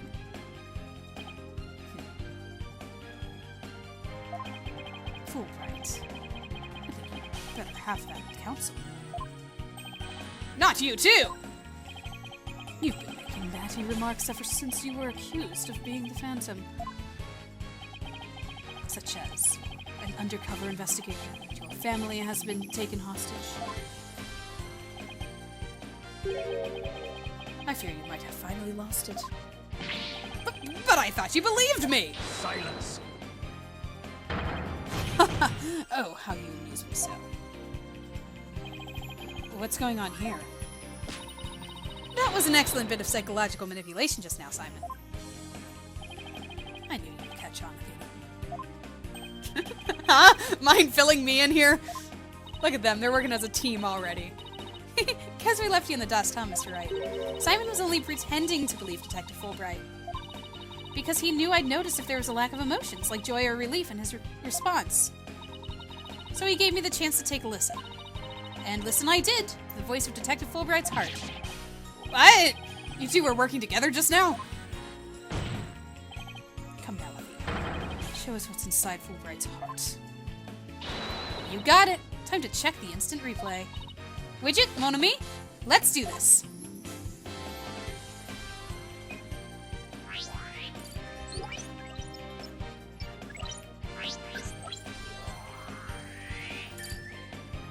It would be nothing, right? Absolute nothing. Thank you for believing in me, Prosecutor Blackwell. I'm an undercover investigator, but the Phantom was coercing me.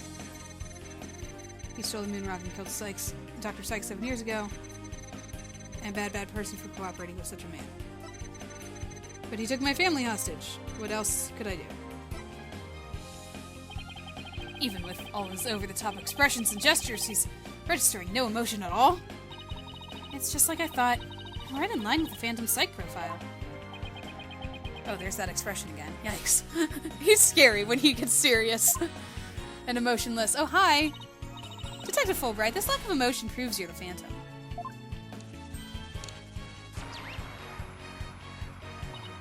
Hey! What's going on? Oh, wait, hold it! What do you think you're doing, Detective? Me? I'm not doing anything. I was trying to hack into the Mood Matrix program. I can't do anything with it like this. Yeah! Fancy device you have there. It tolerates no cheating, thank you. Sorry about that. As an undercover agent, I tend to use my secret arsenal without even thinking. More like as a spy. Thanks, Prosecutor Blackwell. There. Now you can't hack me anymore. I dare you to try to hide your lack of emotions from us. Haha, lack of emotion! What are you talking about? Of course I have feelings. As a matter of fact, you've wounded me very deeply with that accusation. What's going on? All of a sudden I'm getting an overwhelmingly happy reading. Huh? But he's literally crying us a river over there. Oops, my mistake. How about this? Grah! Yikes, now he's angry all of a sudden.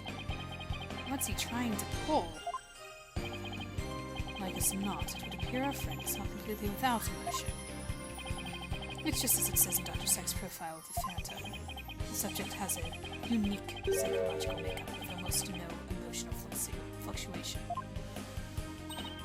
Oh, I get it. So he has some emotions, right? Precisely. Which leads me to wonder why he can't sense any emotions from her at all. I believe it's most likely because he is controlling his emotions. Very good, Prosecutor Blackwell. You are correct. It's a result of my daily training. A very important skill for us undercover investigators, you know. More like for us spies. Seriously. But I wonder why he suddenly showed several strong emotions. Wait a minute. I think I know. I sense there's a feeling you're trying to hide with your exaggerated emotions, Detective. Is it fear? A feeling I'm trying to hide? That's a good one. You're the ones who have been saying I'm the Phantom because I don't have any emotions. I was just trying to show you the range of the deep emotions I truly possess. Then you have no objections to me analyzing you, right? Then you have no objections to me analyzing you, right? No. Analyze away. But I will state it again. I am not the Phantom. And be forewarned that your analysis will have no effect. Because you're about to see what an undercover agent can really do. You mean a spy? Okay. Okay, so now it's just like pulsing.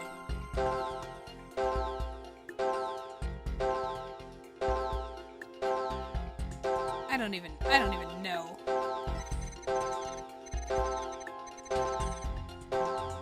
See, I told you I have emotions. How dare you accuse me of being someone who would kill over a moon rock? I don't regret cooperating with the Phantom. I do regret cooperating with him, of course, but I am so glad this whole misunderstanding is cleared up now. So am I trying to find what emotion he's hiding? Because I'm guessing he's hiding fear because he doesn't want to be found out.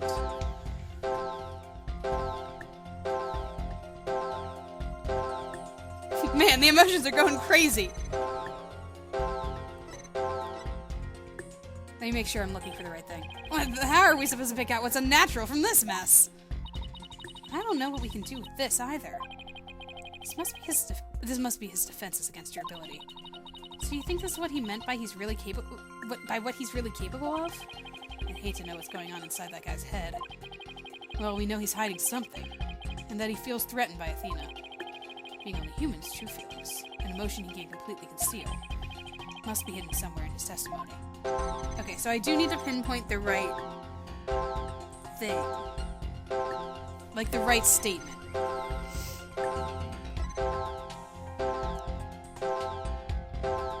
So is it this statement? Right, because he's showing the shock and fear here.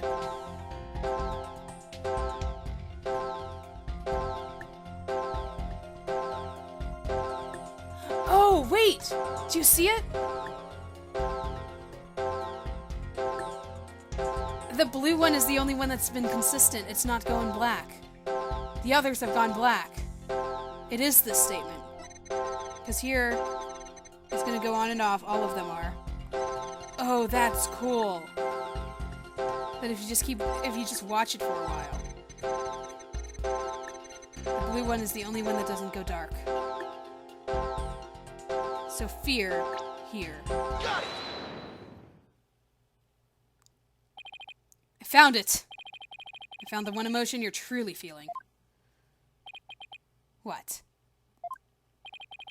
Hidden in the middle of the chaotic storm, I saw one emotion that never disappeared. When you talked about the moon rock. You felt a fear that wouldn't fade. Fear, huh? A fear that man with hardly any emotions feels, huh? And it was a response to the moon rock. Detective Fulbright, I presume you feel fear concerning the moon rock because...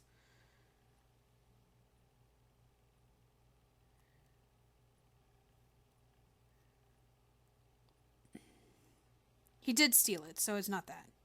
Identity won't be revealed. He lost it. You lost the precious moon rock you went to so much trouble to get, didn't you? And that frustration has turned into fear in your heart. Oh, it's so frustrating. I can't stand it. I'm not sure a man who could make that 20-foot leap would feel fear about that. Yeah, I guess you're right. Oh, right. I'm so sorry. I guess he is afraid his identity will be revealed. That's it.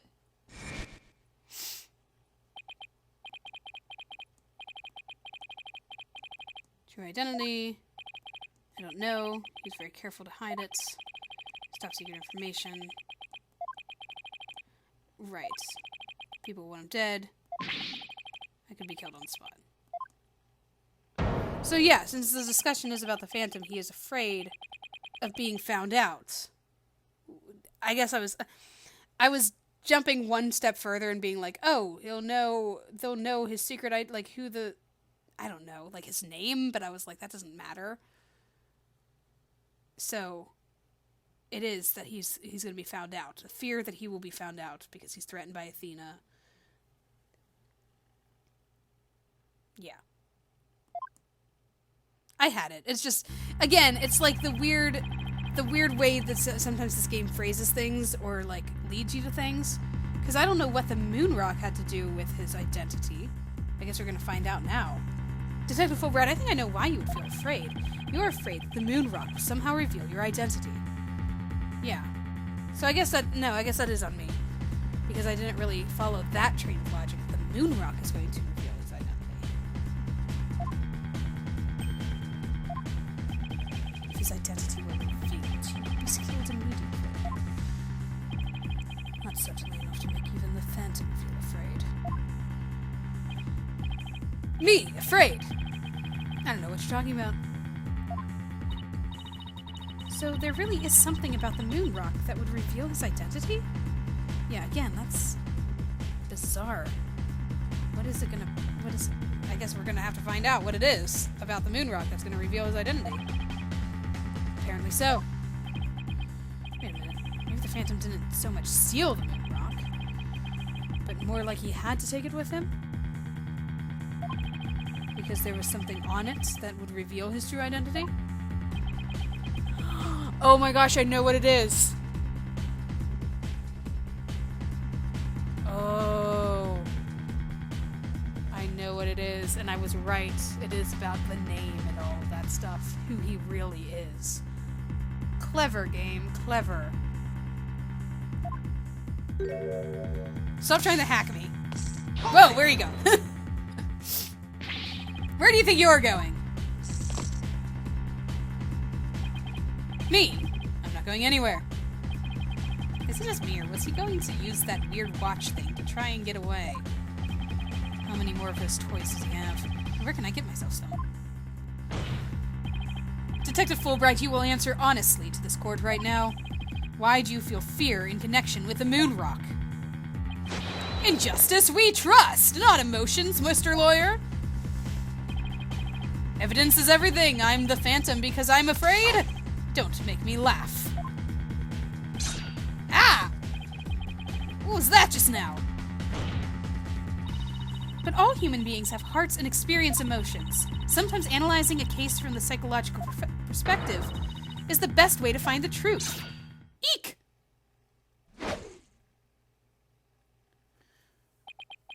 I know what it is. It's all just a waste of time. All your efforts at analysis serve no purpose. And now, in this dark age of the law, nobody would believe your claim that it's effective. In an era when evidence is fabricated, do you truly expect feelings to be accepted as proof? And where exactly is your proof that I fear the moon rock anyway?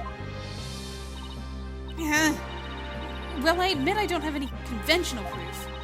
But I still say that examining a person's heart has its merits. Oh, really? Then why don't you listen carefully, with those special ears of yours? Listen to the voices of the hearts of the people in the gallery. What are you playing at, Fulbright?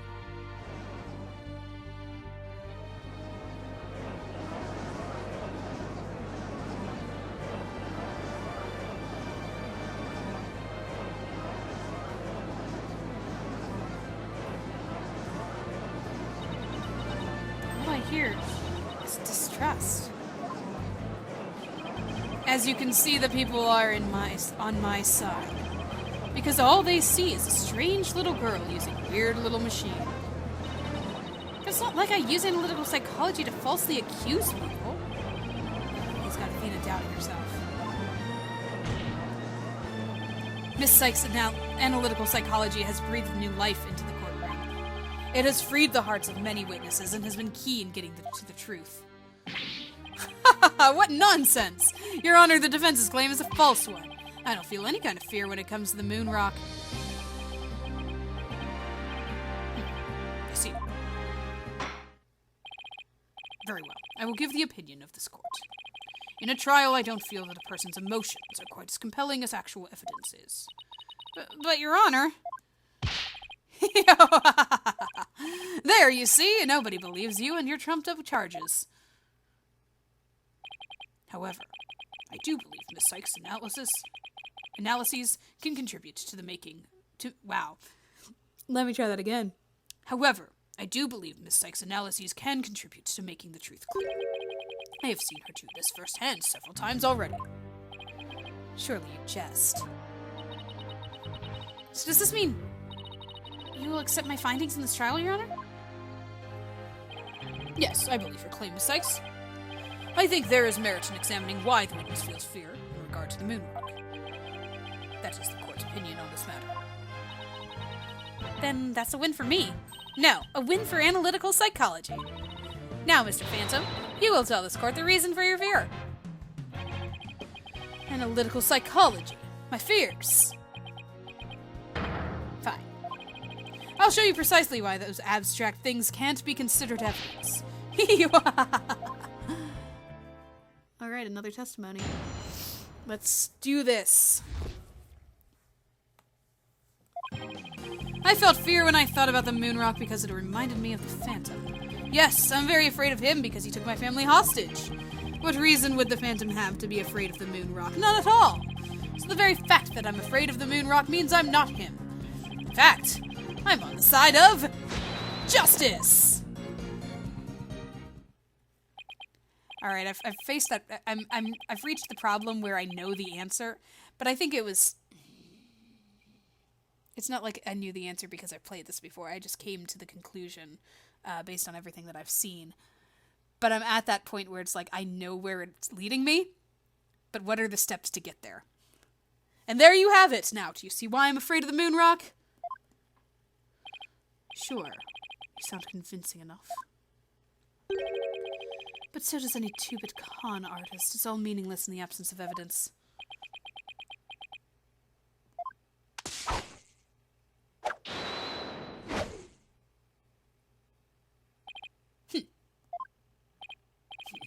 The Phantom is like the mist. No flesh, no bones. My sword alone cannot cut it. Right, Dono?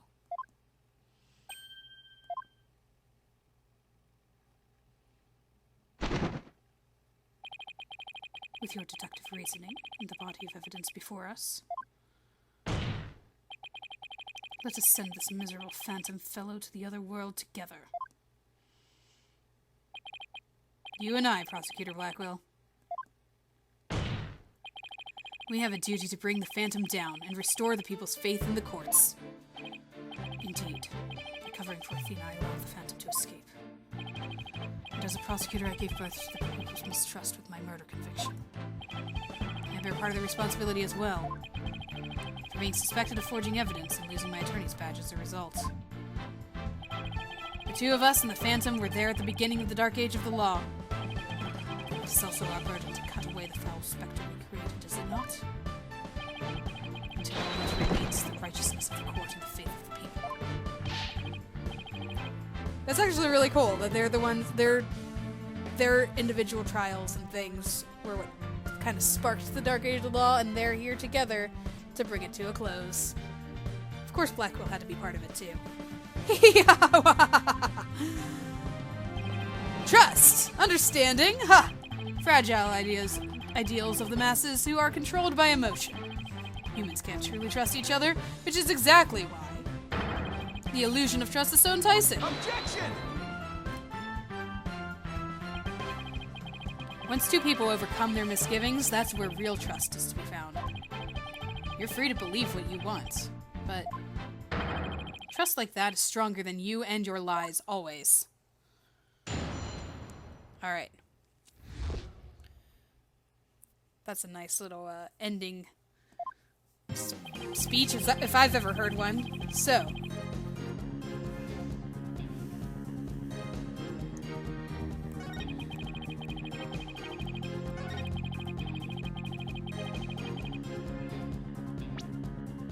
I have a reason.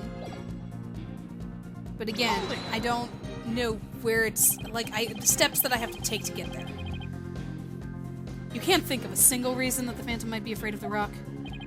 I thought the Phantom wasn't even supposed to have any feelings. How can someone like me, with my wealth of emotions, be expected to understand the guy? The Phantom, a person with very few emotions, would only be afraid of something really big, like his cover getting blown big. I'm willing to bet that the moon rock has something to do with his identity, but what? Maybe the Phantom's fingerprints are on the rock. The fingerprints can be wiped off. And maybe he wanted the rock so bad he literally drooled on it and left his DNA? We're dealing with a spy here, Athena, not a slob. True. But maybe the DNA part isn't too far off. Huh? Something unexpected happened to him during the incident 7 years ago. Here it is, it's leading me to the place that I want to be. I just know I have something that can show why the Phantom is afraid of the moon rock. I'll just continue with my testimony while you're pondering then, if you don't mind. Do I present it there?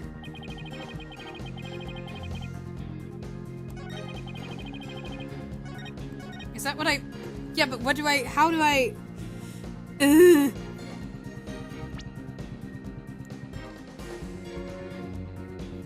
Okay, guys, I've lingered long enough. If you wanted to guess what I'm getting at, pause here to guess. But I'm just gonna go for it. The thing unexpected that happened to him, the thing that the DNA that he left on the rock was his blood. Because Athena stabbed him. On the hand. In that area. Because remember, the moon rock was sitting... Oh, I don't have those pictures anymore. The moon rock was sitting on that side of the room where he murdered Metis.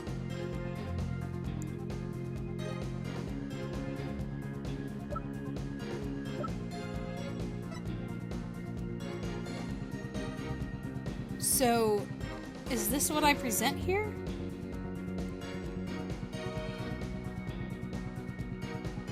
Objection! It is. Detective Fulbright, I assume you know what this is. Of course! That's the knife the Phantom used to kill Clay Terran. That's right. And the exact same type of knife Miss Sykes used 7 years ago when she stabbed the Phantom's hand.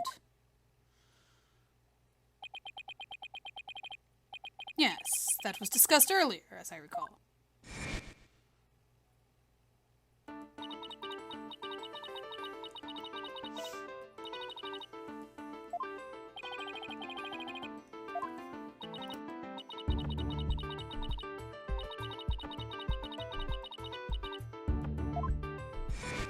Feels like so long ago.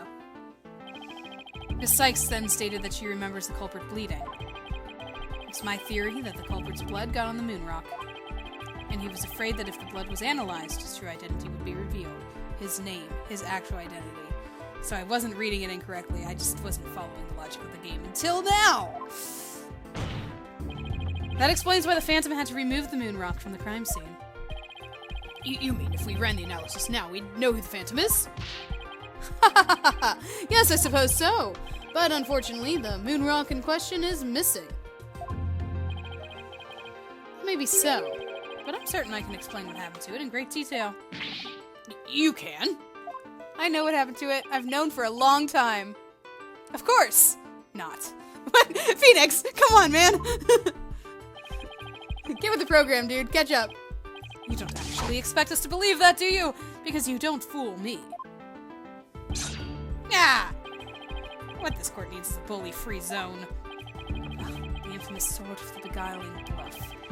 Its edges without compare. Come now, ready to and show us just how finely it cuts.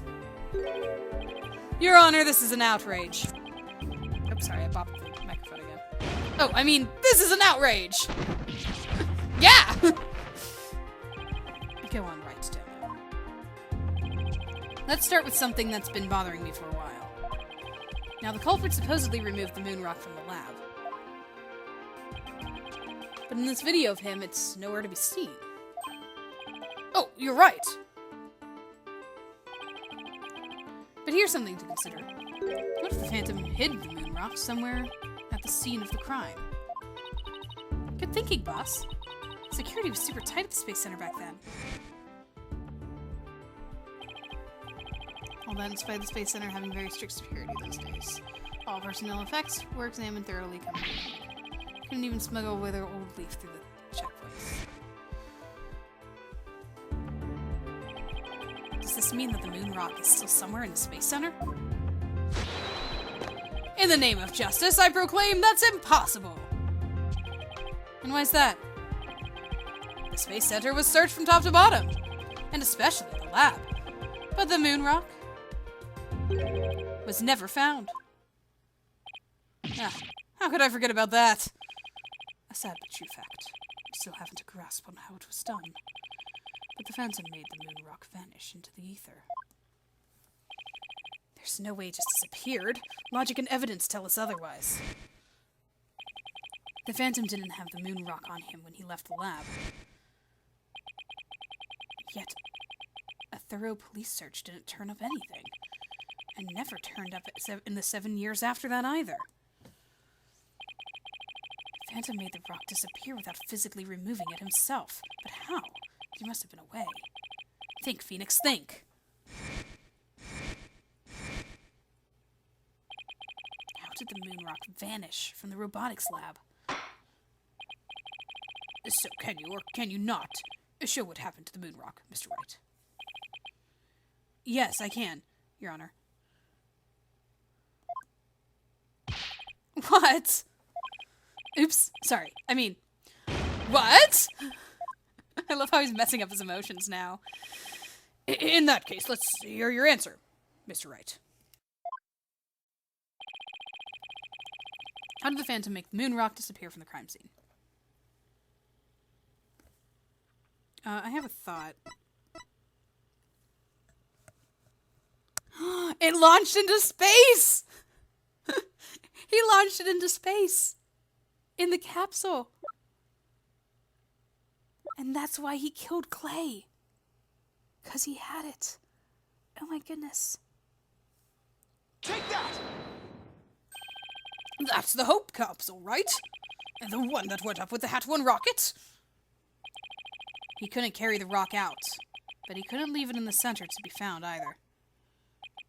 So, there was only one safe place to stash it.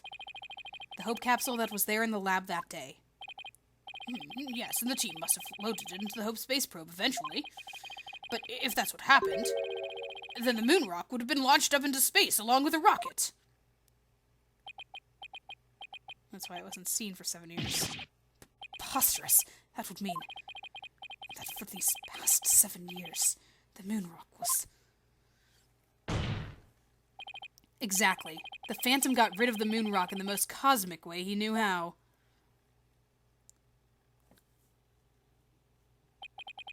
It was out there in the depths of space.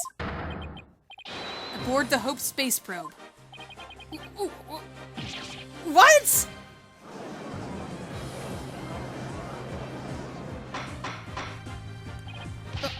Order in the court. I understand now. The Phantom's original scheme was to sabotage the Hat 1 anyway. The villain, he used the primary objective to conveniently kill two birds with one stone. That's right. He planned for the moon rock to be turned into cosmic dust out in space, thereby destroying the one piece of evidence that could reveal his true identity. But Mr. Starbuck and the others foiled the Phantom's plot. The Hope space probe sailed off safely on its mission and returned 7 years later,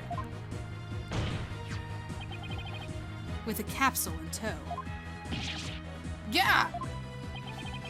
If we analyze the blood on the moon rock, it should make one thing crystal clear. That you were the Phantom all along, Detective Fulbright. So he killed Clay just so he could get the moon rock back? I believe so. His original assignment may have just been to sabotage the hat too, but at the same time he also had to retrieve the evidence of his crime 7 years ago. That's why he went to the boarding lounge and attacked Clay as he made his escape out of the rocket with the capsule. But in the end, it was all he could do just to escape himself, so he didn't get the capsule. Clay must have done everything he could to stop Fulbright. He probably hung on to that capsule for all he was worth until his very last breath.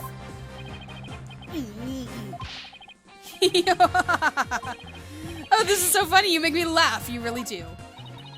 Boy, he's totally out of whack now. It's game over for you, Detective Fulbright. Why don't you just admit it to it all now? There's nothing to admit. I'm Bobby Fulbright, undercover investigator, I tell you. I am not the Phantom. The blood on the rock is just another one of his schemes. A trap. Now I'm not so sure what to think. I suppose if the Phantom is a spy worth a salt, a trap is not out of the question. Objection! But in that case, you could say anything is a trap. That's what makes a trap. I've been framed into taking the blame for the Phantom. Your Honor, I believe further investigation is in order. Silence. Further investigation?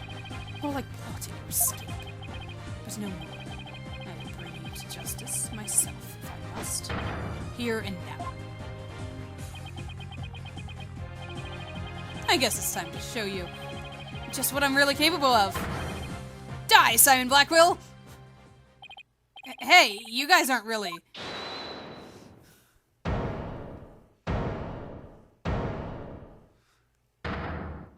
Oh, hi. It looks like I made it just in time. Edgeworth! I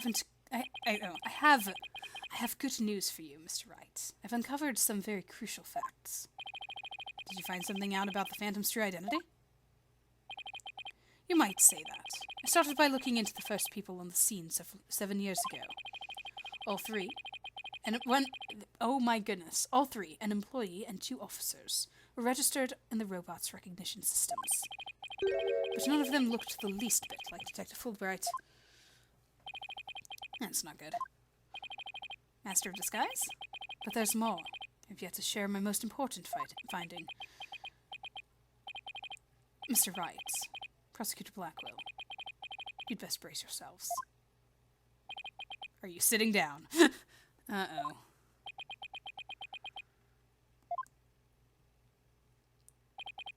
The man you see there before you, Bobby Fulbright, is already long dead. Huh? What's that supposed to mean? Stolen identity. An unidentified body that was found a year ago has now been proven to possess Bobby Fulbright's fingerprints.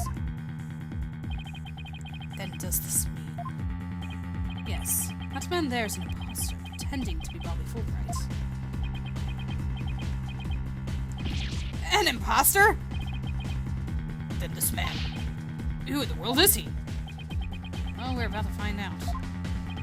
Enough of your trickery if you wouldn't reveal yourself to us. Then I shall do it for you.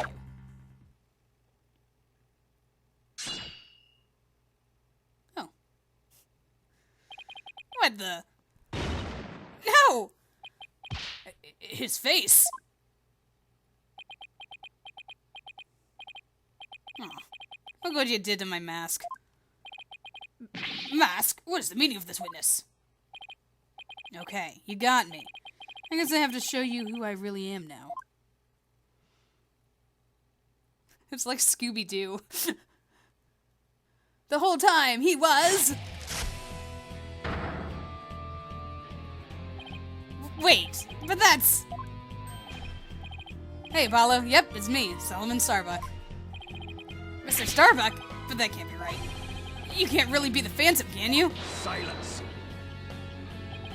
Of course not. The real Starbuck was aboard the Hat One, which was set to be destroyed.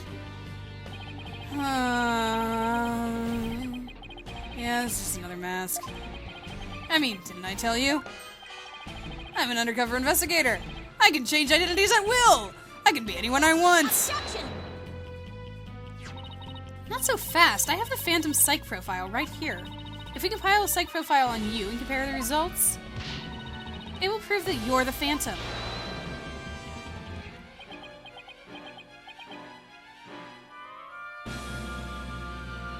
Who's next?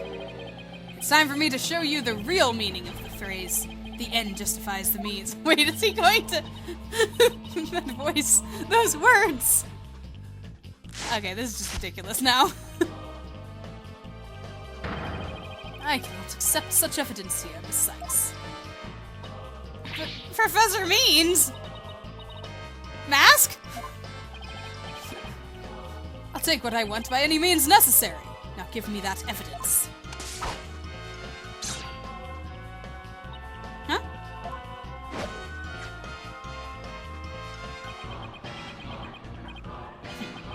Time to take out the trash. Permanently. How could you? Now, do you see how powerful the end justifies the means can be? Silence. I'm just totally messing up the voices. How pathetic. You can't even speak without wearing another man's face. Ah, but that's the life of an undercover agent for you. My real face has no meaning or value to me at all. I beg to differ. Or perhaps it's really the case that you don't even know who you are anymore.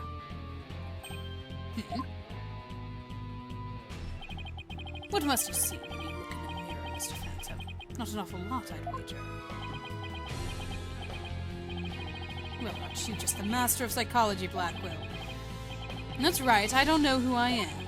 I'm always living as someone else for my assignments. I don't remember what my face looks like. Or even what my personality was like. My face, memories, personality, beliefs, emotions, and soul. I left them all behind. I have no self. I am no one. I am nothing but an endless abyss of people's faces. What's with this guy? Is he even still human? And now we resume with your lesson, Professor Wright. Oh, huh? I believe you made this argument earlier. If you were to analyze the blood on the moon rock, you could prove that I am the Phantom. I believe there was blood on the moon rock in that capsule. Now that we know you aren't even Bobby Fulbright, your claims of a phantom trap won't work anymore. Then why don't you bring this moon rock in? This decisive evidence from the Hope capsule. I think I will do just that. Get ready, because the Hope capsule is about to seal your... fudge.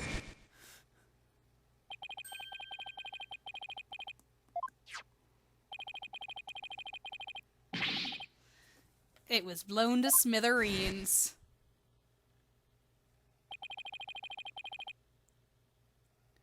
Looks like you finally have caught on. Full marks for the defense for effort. But what a shame your hope was lost in that courtroom explosion.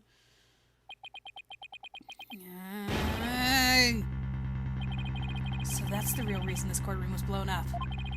It was all for the Phantom to destroy that one piece of evidence. I can't believe it. Have we really reached a dead end after coming all this way? Has the only evidence we have on this guy really been destroyed? How dare you continue to call me the Phantom? As I've said all along, I'm just a nameless undercover agent. Objection! And the defense will continue to assert that you are the Phantom.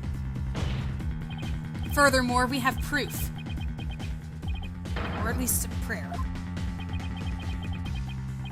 I'm afraid that won't do, Mr. Wright. At least put some weight behind your swing, right, Dono? I know, I'm trying. There's only one thing that can unmask this menace, the moon rock. That was blown to bits in the courtroom bombing. And yet is it really gone without a trace? What if some tiny part, some little fragment still exists? It does. It does. I saw it long ago. Back in the last case, actually, I think it was. Or at least it feels that long ago. Strange black and yellow thing on the left side of the picture. Very well, Mr. Rice. Let's see your proof. What evidence will finally prove the Phantom's identity? The moon rock, of course.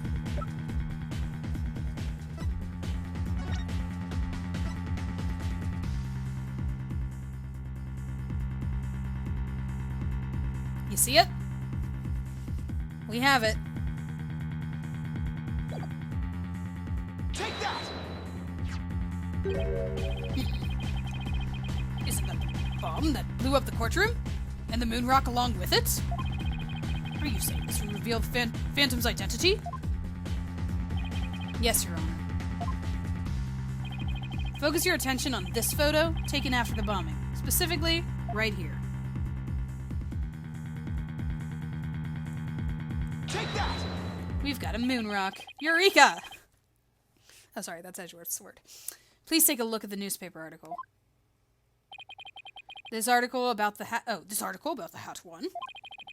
Now please note the strange black and yellow rock there on the left. That's the moon rock. And when we look at this photo of the bomb fragments, see how there is a rock-like object with the same coloration? Oh my, yes, I see it.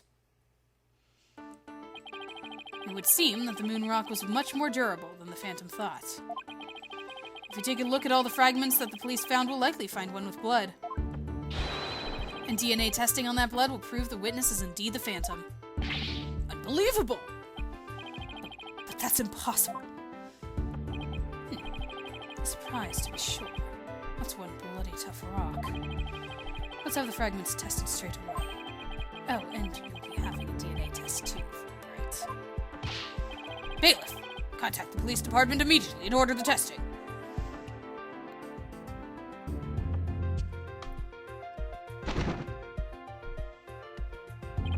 Prosecutor Blackwell, what did the test results show? There was a rock fragment that had blood on it. It appeared to be several years old. DNA testing revealed.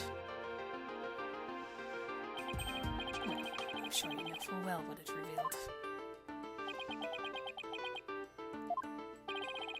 They confirmed it was the witness's blood, didn't they? There's no use trying to talk your way out of it anymore. Admit it, you are the Phantom. Objection! Huh? Mr. Wright, did you just raise an objection to yourself?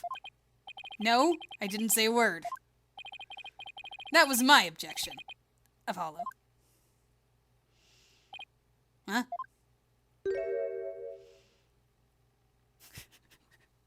How many masks are you gonna pull? Also, a master of, impressions. It was a pretty good objection, too. Don't you think? Now he's me.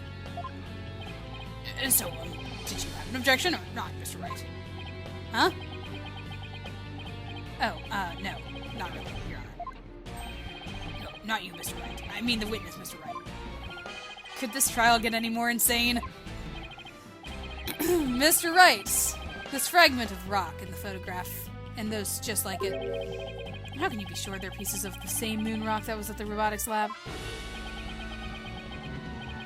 Care to explain what you mean?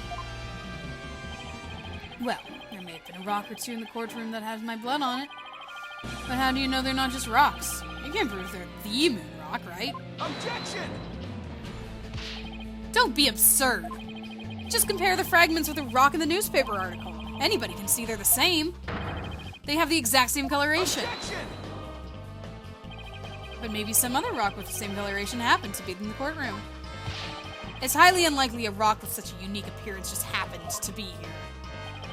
But you can't deny its possibility. Objection! But your blood was found on one of the fragments. Apollo, there's nothing suspicious about my blood being on a piece of rock. And why not? I know it sounds like an excuse, but several years ago I tripped and fell in this very courtroom. And was hurt pretty badly. Maybe that's how my blood found its way onto a piece of rubble. Even he must realize how ridiculous that sounds. And yet, I suppose it's not completely out of the question. I see you're starting to sweat, Mr. Wright. I thought that the worst of times are when lawyers have to force their biggest smiles. You're the last person I want to hear that from. Well, then why don't we get those fragments analyzed? We could ask an expert to verify they were from the moon rock in the robotics lab or not.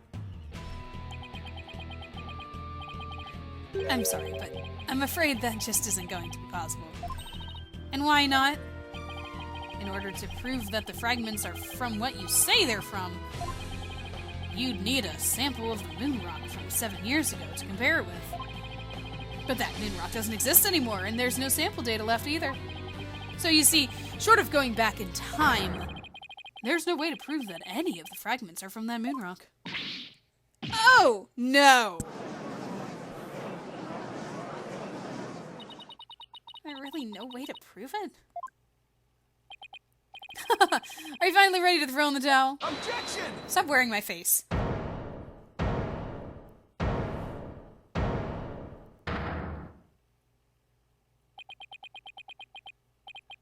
So, the moon rock doesn't exist anymore, huh? That's right. It was such a valuable rock, too.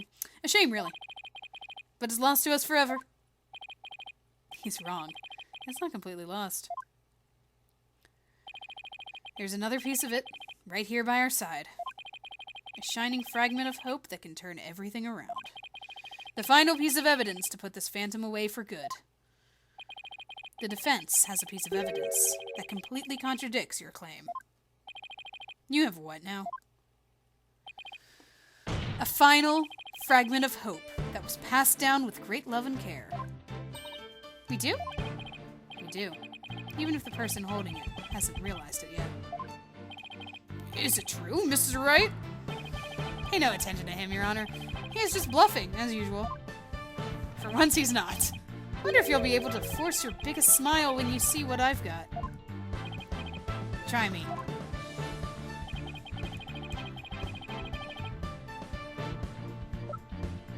We've come to the end, guys.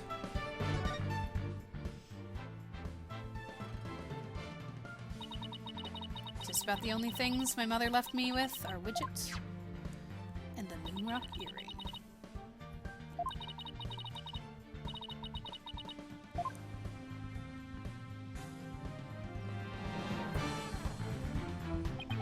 Athena, you may not know it, but your mother left you with a very important piece of evidence. She did? You're bluffing. We don't have anything of the kind. Oh, but we do. Evidence that will finally corner you, because we have a moon rock of our own. Yeah! Oh! You mean... Exactly. A gift Dr. Sykes left her daughter. An item Athena has cherished and worn all these years. As distant as Dr. Sykes may have seemed to her daughter, that fragment of her love...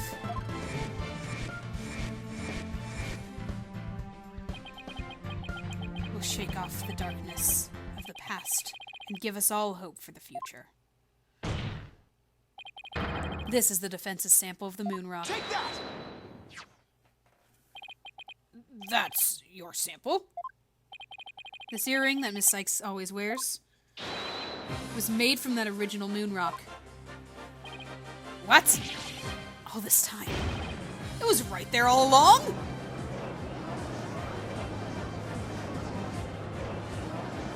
Stop wearing my face. No. It can't be. If the composition of the bomb fragments in the earring are found to be a match, then it'll prove beyond a shadow of a doubt the origin of the fragment in this photo. And since the test results showed that the blood in the fragments was yours,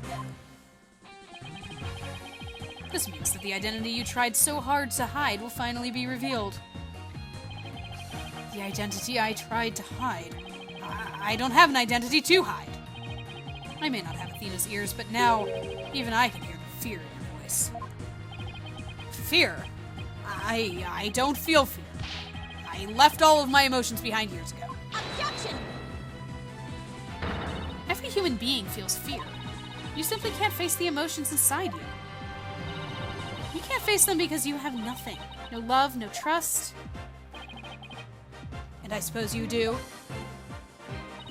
I didn't have anybody to support me at first either. I couldn't face the fear inside me, couldn't get over the trauma of my past. Like I said, I don't feel fear. Objection! Then you're just a coward for running away from yourself. When I had my doubts about Miss Sykes, I felt like I would collapse under the weight. But I wanted to trust her. Sorry, I don't know why. It flashed to her, so I was very confused. And I knew I could trust Mr. Wright to uncover the truth. That's why I was able to face my suspicions without hesitation. Running away from myself. How can I run from myself? When there's nothing inside. Nothing at all. Objection! I know it's hard for someone as unwilling to trust others as you to understand, but people have emotions, it's just a fact of life, and so people can be weak at times. But that's exactly why people need to trust one another, so they can gain the strength to face themselves when things are at their bleakest. Without trust in others, how can you ever hope to face your fears?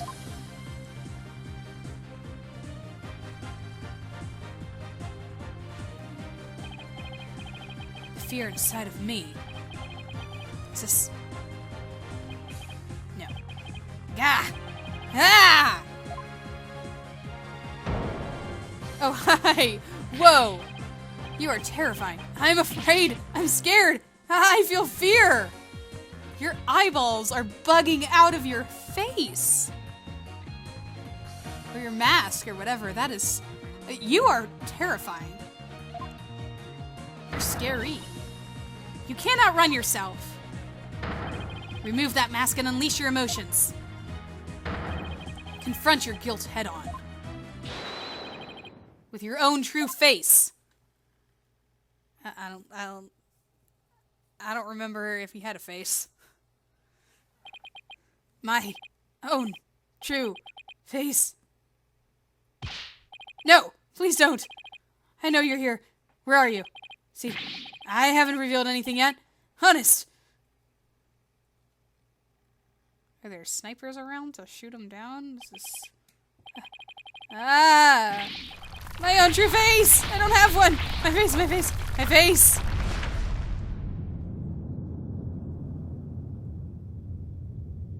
How many masks is he going to unpeel? We're gonna just be all the villains? Is this my face? Is it? Is it? No, that's not it. No! You already had that mask. This isn't me either! Ah! Is this me?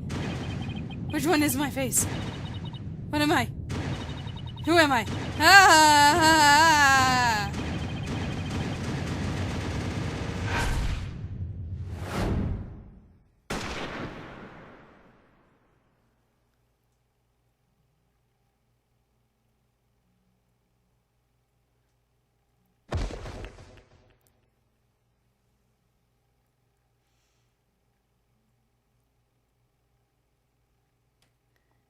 Still no face.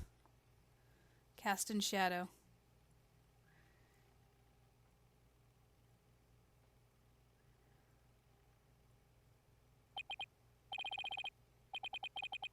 Sniper attack in this very courtroom. It chills me to my bones. But the police are doing everything they can to track down the sniper as we speak. Prosecutor Blackwell. How was Detective Fulbright? I mean, his imposter doing? He's a lucky fellow. The bullets didn't hit any vital organs. Oh, he wasn't killed. Okay. He appears to be in no danger of dying. Well, that was fortunate for all of us. The analysis of that final piece of evidence Wright Dono submitted is in. The composition of Miss Sykes' earring and the fragment with the blood on it match. We can now be certain that this is a fragment of the moon rock in question. The murders and bombings at the Space Center, both past and present, the bombing of courtroom number 4 and all of his other crimes are as numerous as the stars. Under suspicion of all of these things, the spy known as the Phantom has been incarcerated. The prosecutor's office is now responsible for his well-being. There are still a myriad of things we wish him to tell us about, after all. Thank you, Prosecutor Blackwell. Well, it's time to finally bring this trial to an end. Indeed, it was a long one, guys. Whew. But before I do, will the defendant please return to her proper place? Yes, Your Honor.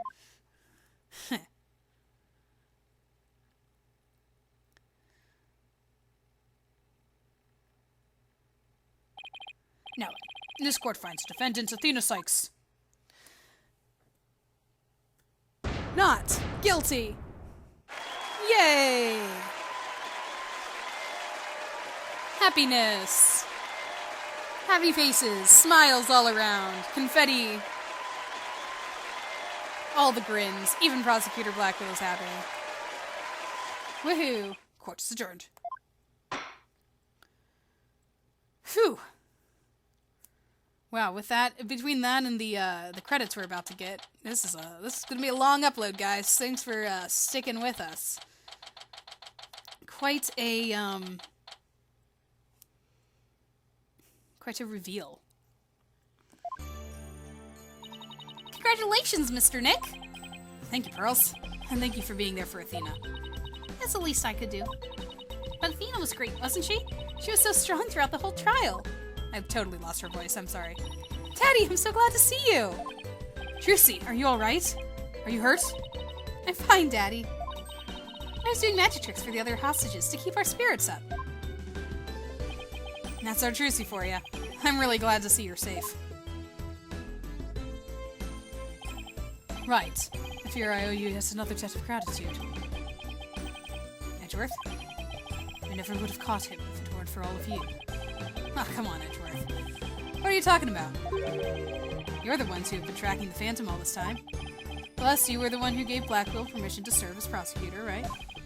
Yes, well. We knew the Phantom was somewhere nearby. Police and I were trying to find him, but we never did manage to do so until this trial. Well, we never would have won this trial without you. It was your help as chief prosecutor that was the key to its successful conclusion. Besides,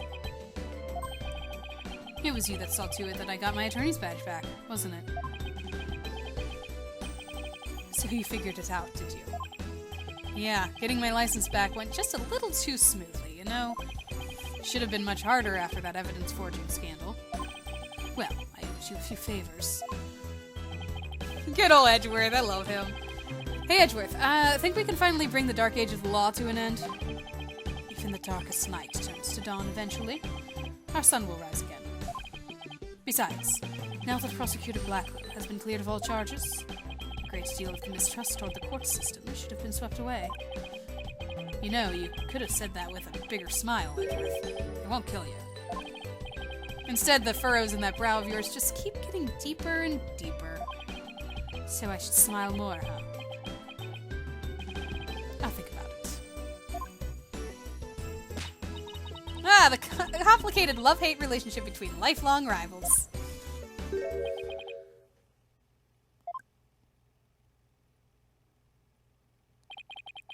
I'm forever in your debt.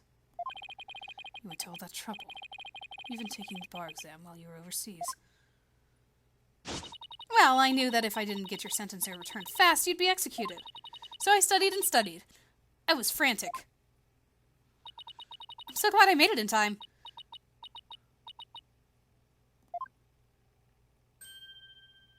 Aw.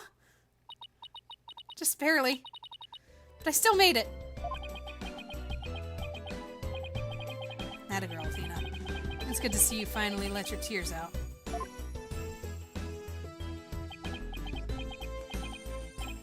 Yes, I survived by the skin of my teeth, thanks to you. Shame on you, Simon, for trying to throw your life away like that. It was never my intention to just throw my life away.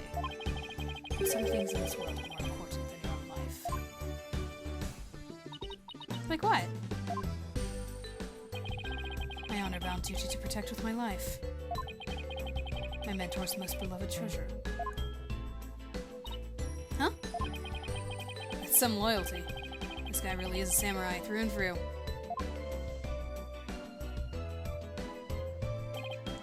Well, looks like we can breathe easy now. Apollo, Athena, thank you both. It took all of us together to pull it off. You bet, boss. What a team we are, huh? It was definitely the most amazing turnabout I've ever seen. I'm a lucky guy.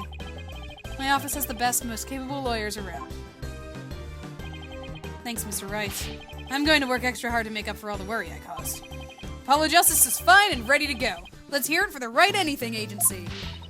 Well, nobody's going to try harder than me, so you'd better watch out, Apollo. Simon is free thanks to Mr. Right. But there are so many more people out there who need our help. You're right, and I'll be needing you both to help them. We still have a long way to go.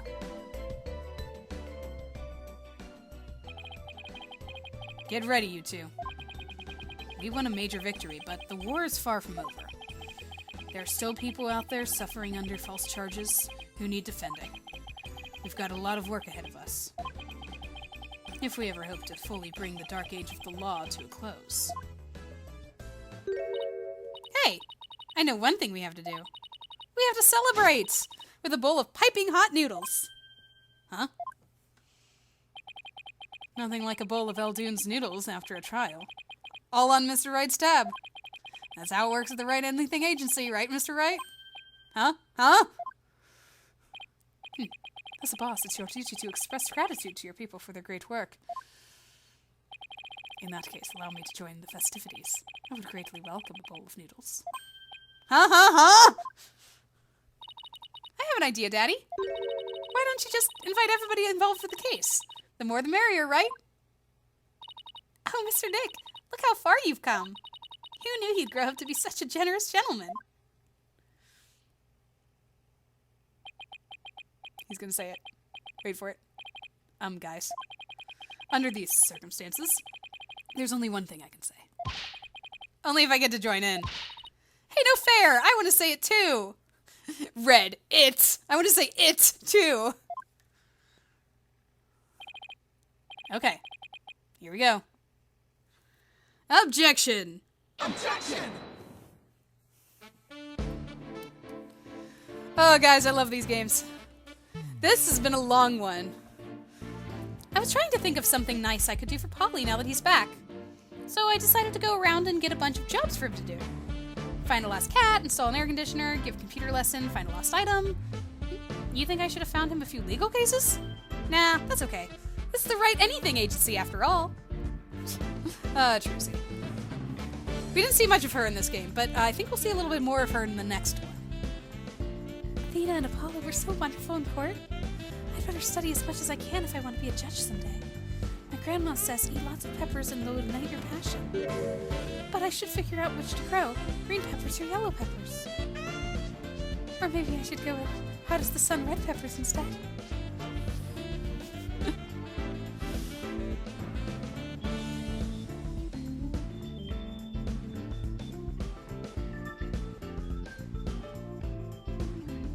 The end of the Dark Age of the Law, you say?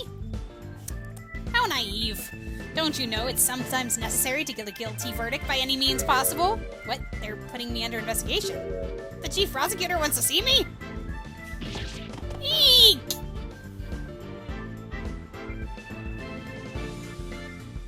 So, I guess I have to give my thoughts on the last two cases since they kind of tied into each other. It's very sad. I've been asked to debut a great masked wrestler, Ten Matara. He's scheduled to go up against the Amazing Ninetales next, though. Oh, what to do? A fight to the finish with myself? Why don't you ask Mr. Demon Lawyer to be the Amazing Ninetales the second? It's not a bad idea. I bet he'd be all for it. Caw-caw! So we are to meet his foes, are we, my little friend? But yeah, the loss of Clay as Apollo's friend. Would you believe it? I'm an alderman of Ninetales Vale now. Pretty impressive, eh? I took over Rex Kyubi for the good of my beloved village. I say, would you like to make a little donation to help us out? Hey you, what do you think you're doing sneaking into the manor? Ah, the jig is up! Better make a run for it! Oh, that was a person. That wasn't him. Hey you! I thought I wanted to be an artist, but after seeing the amazing job Athena did, I started becoming genuinely interested in law, so now I'm studying for the bar exam. Ah! I'm going to prosecute Athena someday. You'll see. I'm studying my buns off too, but not for the bar exam. I'm going to pass the Themis entrance exam in my own merit this time. With a score of 100 points, of course. You, Juniper, our dream will live on forever! I love those two.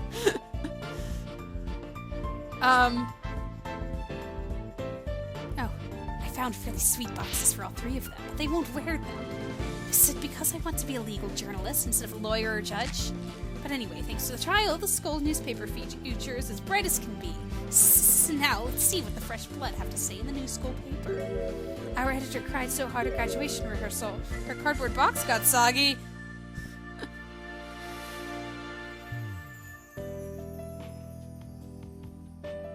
I like the robots. A one-night-only reunion concert. I still remember that evening of passion. The president of the student council sang like no high school student I've ever heard. When she's a judge in her own court someday, I'd love to have some jam session with her. Be the coolest trial ever, y'all! I can already hear it now. The robots are fun. And the whole, thing behind them with the facial recognition and stuff and how it was tricked. I gave this place a good cleaning from top to bottom. But it's already a mess again. I guess the only thing I can do now is clean up the attitudes of the people in this office. With Mystic Maya due to come here once her training is over, I simply must be done. Keeps hinting at Maya.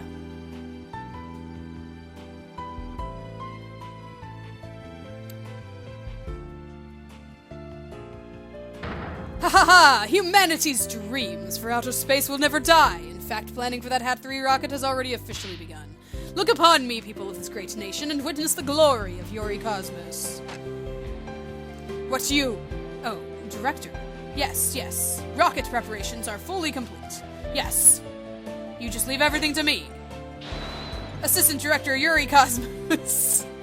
Oh, so he's assistant now. Always fun characters. Always a good, run around of solving the case. I'm going to the moon in the new rocket. If Athena or Mommy Metis come to the moon, I would love to show them around. But which is more interesting? Montis Piranhas or the Mare Tranquitalitus? You think they would like either one? Yay. Hooray. I wonder how Miss Ara is doing. I'd rather be near Miss Ara than on the moon. Oh, Miss Ara, I just want you to use me again like you used to. But yeah, everything connected with Athena's past getting cleared up. Ready for launch. 5, 4, 3, 2, 1. Liftoff! I'm going to the moon for real this time, for me and for Clay. Thanks to my lawyers, I know I should never give up. But I'm worried. You can't breathe in space, and in fact, it's cold as heck. Oh man, now I'm getting really nervous.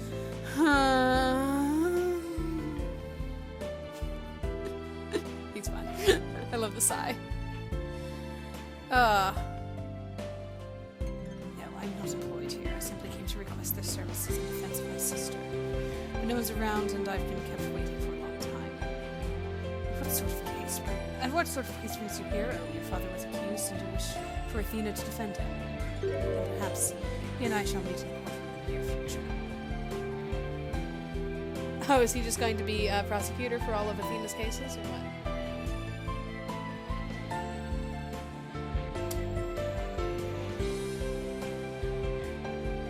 Forward to your next month's salary assessment. Eek! Please forgive me!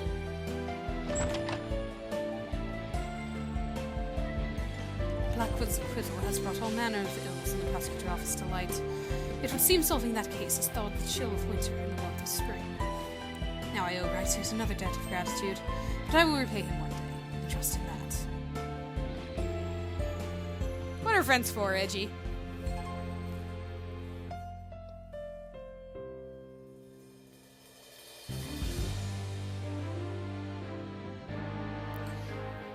Oh, more credits. Wow. Yeah, so that is the end of the game. I guess I could talk about the game as a whole, too. The 3D actually looks good. There was another game that they did, which was Phoenix Wright and Professor Layton. And the 3D models did not look as good with that, but I was surprised. I was happy with how they looked here. But yeah, it's fun to see them all working together. It's cool to be back in Phoenix's shoes, because in Apollo's game, he wasn't an attorney. Like, he was working behind the scenes and stuff, but he wasn't an attorney. So it's nice to have him back in his rightful place. Got his badge back thanks to Edgeworth, apparently. I forgot about that. And then you get to see them all working together, Apollo and Athena and Phoenix, although it started with Apollo kind of walking away and having that whole drama happening.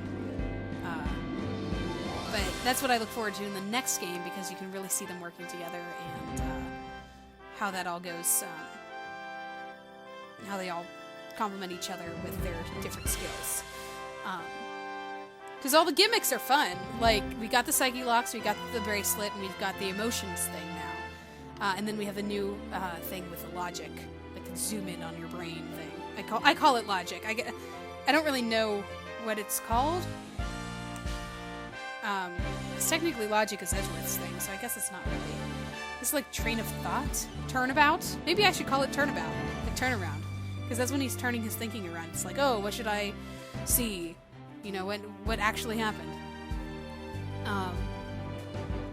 But yeah. It's always sad whenever the case is, like, involved with the people. Like Mia's case was sad. Of course, you knew Mia, you didn't really know Clay. But you heard a lot about him through what Apollo would talk about in little bits and pieces across the other cases. So they made him, like, they sprinkled him there, here and there, to just, you know, press on that emotional response for the last case, or the second to last cases. It is weird that the last one was in 2 episodes like that, and not just one whole thing. I still think that was kind of weird, and that they should have just done it all in one case. But oh, freaky face with a slice through it too. But yeah, the detective, like, that's something that just kind of came out of nowhere. I would say even comparatively to Investigations 2, when that came out of nowhere. I don't know. I guess I always felt that it was at least believable. Oh. More is happening. I'll be fine. I'll be fine. I'll be fine. I'll be fine. T-minus 15 seconds. 10, 9, 8, 7, 6, 5, 4, 3, 2, 1. Liftoff.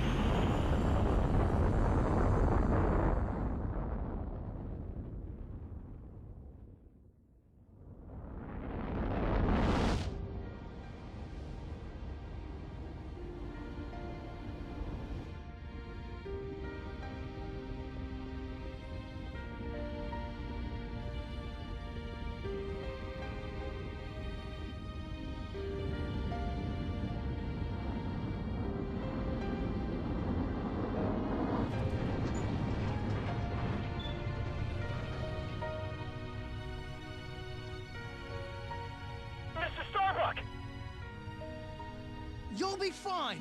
Just believe in yourself. The moon's closer than you think!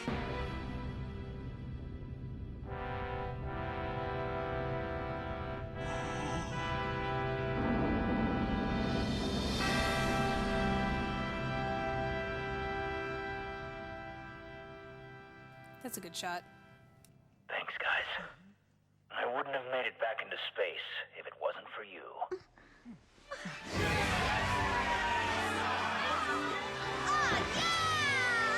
All right!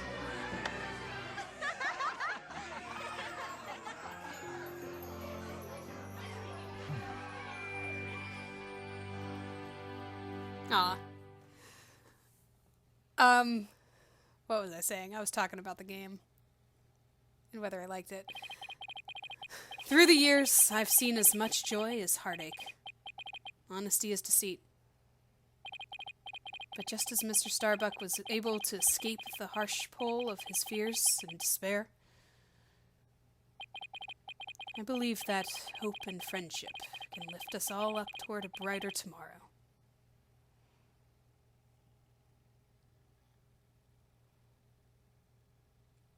They're a fun bunch. I really like the characters. I really do. It's... Okay.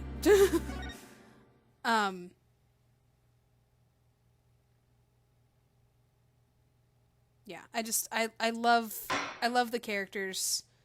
I love here we go. I love the return of some characters. We got Pearl and Edgeworth back. I was talking about the gimmicks, how I liked all the gimmicks and stuff. The emotions, the focus on emotions, and the psychology and stuff is really cool. I think that's just like a really neat little gimmick that they have.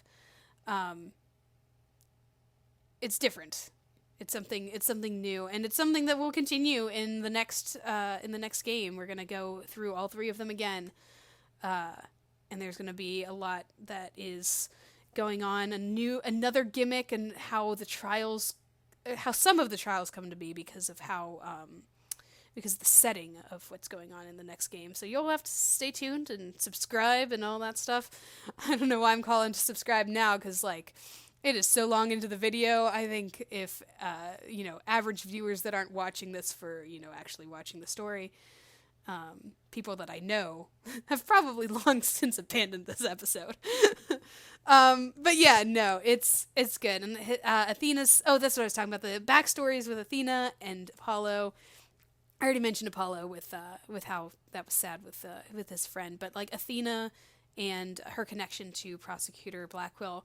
And I did mention this earlier I said that Prosecutor Blackwell was a little harder to read because, the other prosecutors, we had Edgeworth, who was just kind of like stoic and serious and the disciple of Von Karma for a while, and then we had Von Karma, who was just evil. And then we had Franziska Von Karma, who was avenging for Edgeworth's sake. And then we had Godot, who just hated Phoenix. And then we had Clavier Gavin, who was in pursuit of truth. Just like Edgeworth ended up being. And then Blackwell was kind of just a different sort of foe, because he twisted and manipulated, and he had that kind of like, I don't know, but he wasn't like bad or evil or whatever. Like, he's trying to help Athena. But it was really weird, some of the interactions between him and Athena, like breaking her down or whatever. But then he would say like, "Oh, isn't there somebody that you wanted to save?" So like, did he know that she wanted to save him? Or I guess he did, but it's weird that he would mention it. 'Cause like, surely she knew that he knew who she wanted to save. But then he didn't want to be saved because he thought that it would lead to her being accused. But then he still had that phantom in his like, that he was like, it was a phantom, it wasn't a phantom of the past, it wasn't her. I don't know. Some of it was a little bit shaky, I guess, is what I'm coming to realize here. But I don't care. Because I enjoyed it. And I always enjoy the characters. And the story seems to have like the same sort of, I guess, sense of humor as I do. I always find myself saying something, and then a character says the exact same thing I say, and I'm like, yeah, exactly, there, what he said. I do apologize. I just realized this, or I just remembered this. I do apologize for the typos in this game, and I think there are a few in the next game too. I think I remember that being an issue in these games. There wasn't really any typos in the previous games, or at least not that I remember. Maybe like 1 or 2 that I think that somebody brought up. But anyway, I should stop rambling because this has been like 3 hours. and we still have another game to play. So stay tuned, stick around, because the series is not over yet. We have the very last game of the series before it went into its prequels, which I won't be playing on here, unfortunately. They're for the Switch, and I do not have the capability of recording that. But I do, if you enjoy this, if you like these games, I definitely recommend. It's the same sort of kind of deal with same humor, but it takes place in like a Victorian England setting, but like also in Japan. So Victorian era of England and Japan. And it has a little like Sherlock Holmes character, which is fun. But anyway, that's all not anything to do with this game, except that it's like supposed to be Phoenix's ancestor or something. But yeah, stay tuned, stick around for the final game. Oh, it's going to be so bittersweet. It's going to be like whenever I was doing the third Apollo, or the third Apollo game, the third Phoenix Wright game, where it's like, oh, it's the end of the original trilogy. It's so like sad, but also happy. I'm so glad that I was able to share this with you guys. So I hope you continue to enjoy. And I will talk to you guys next time. Bye.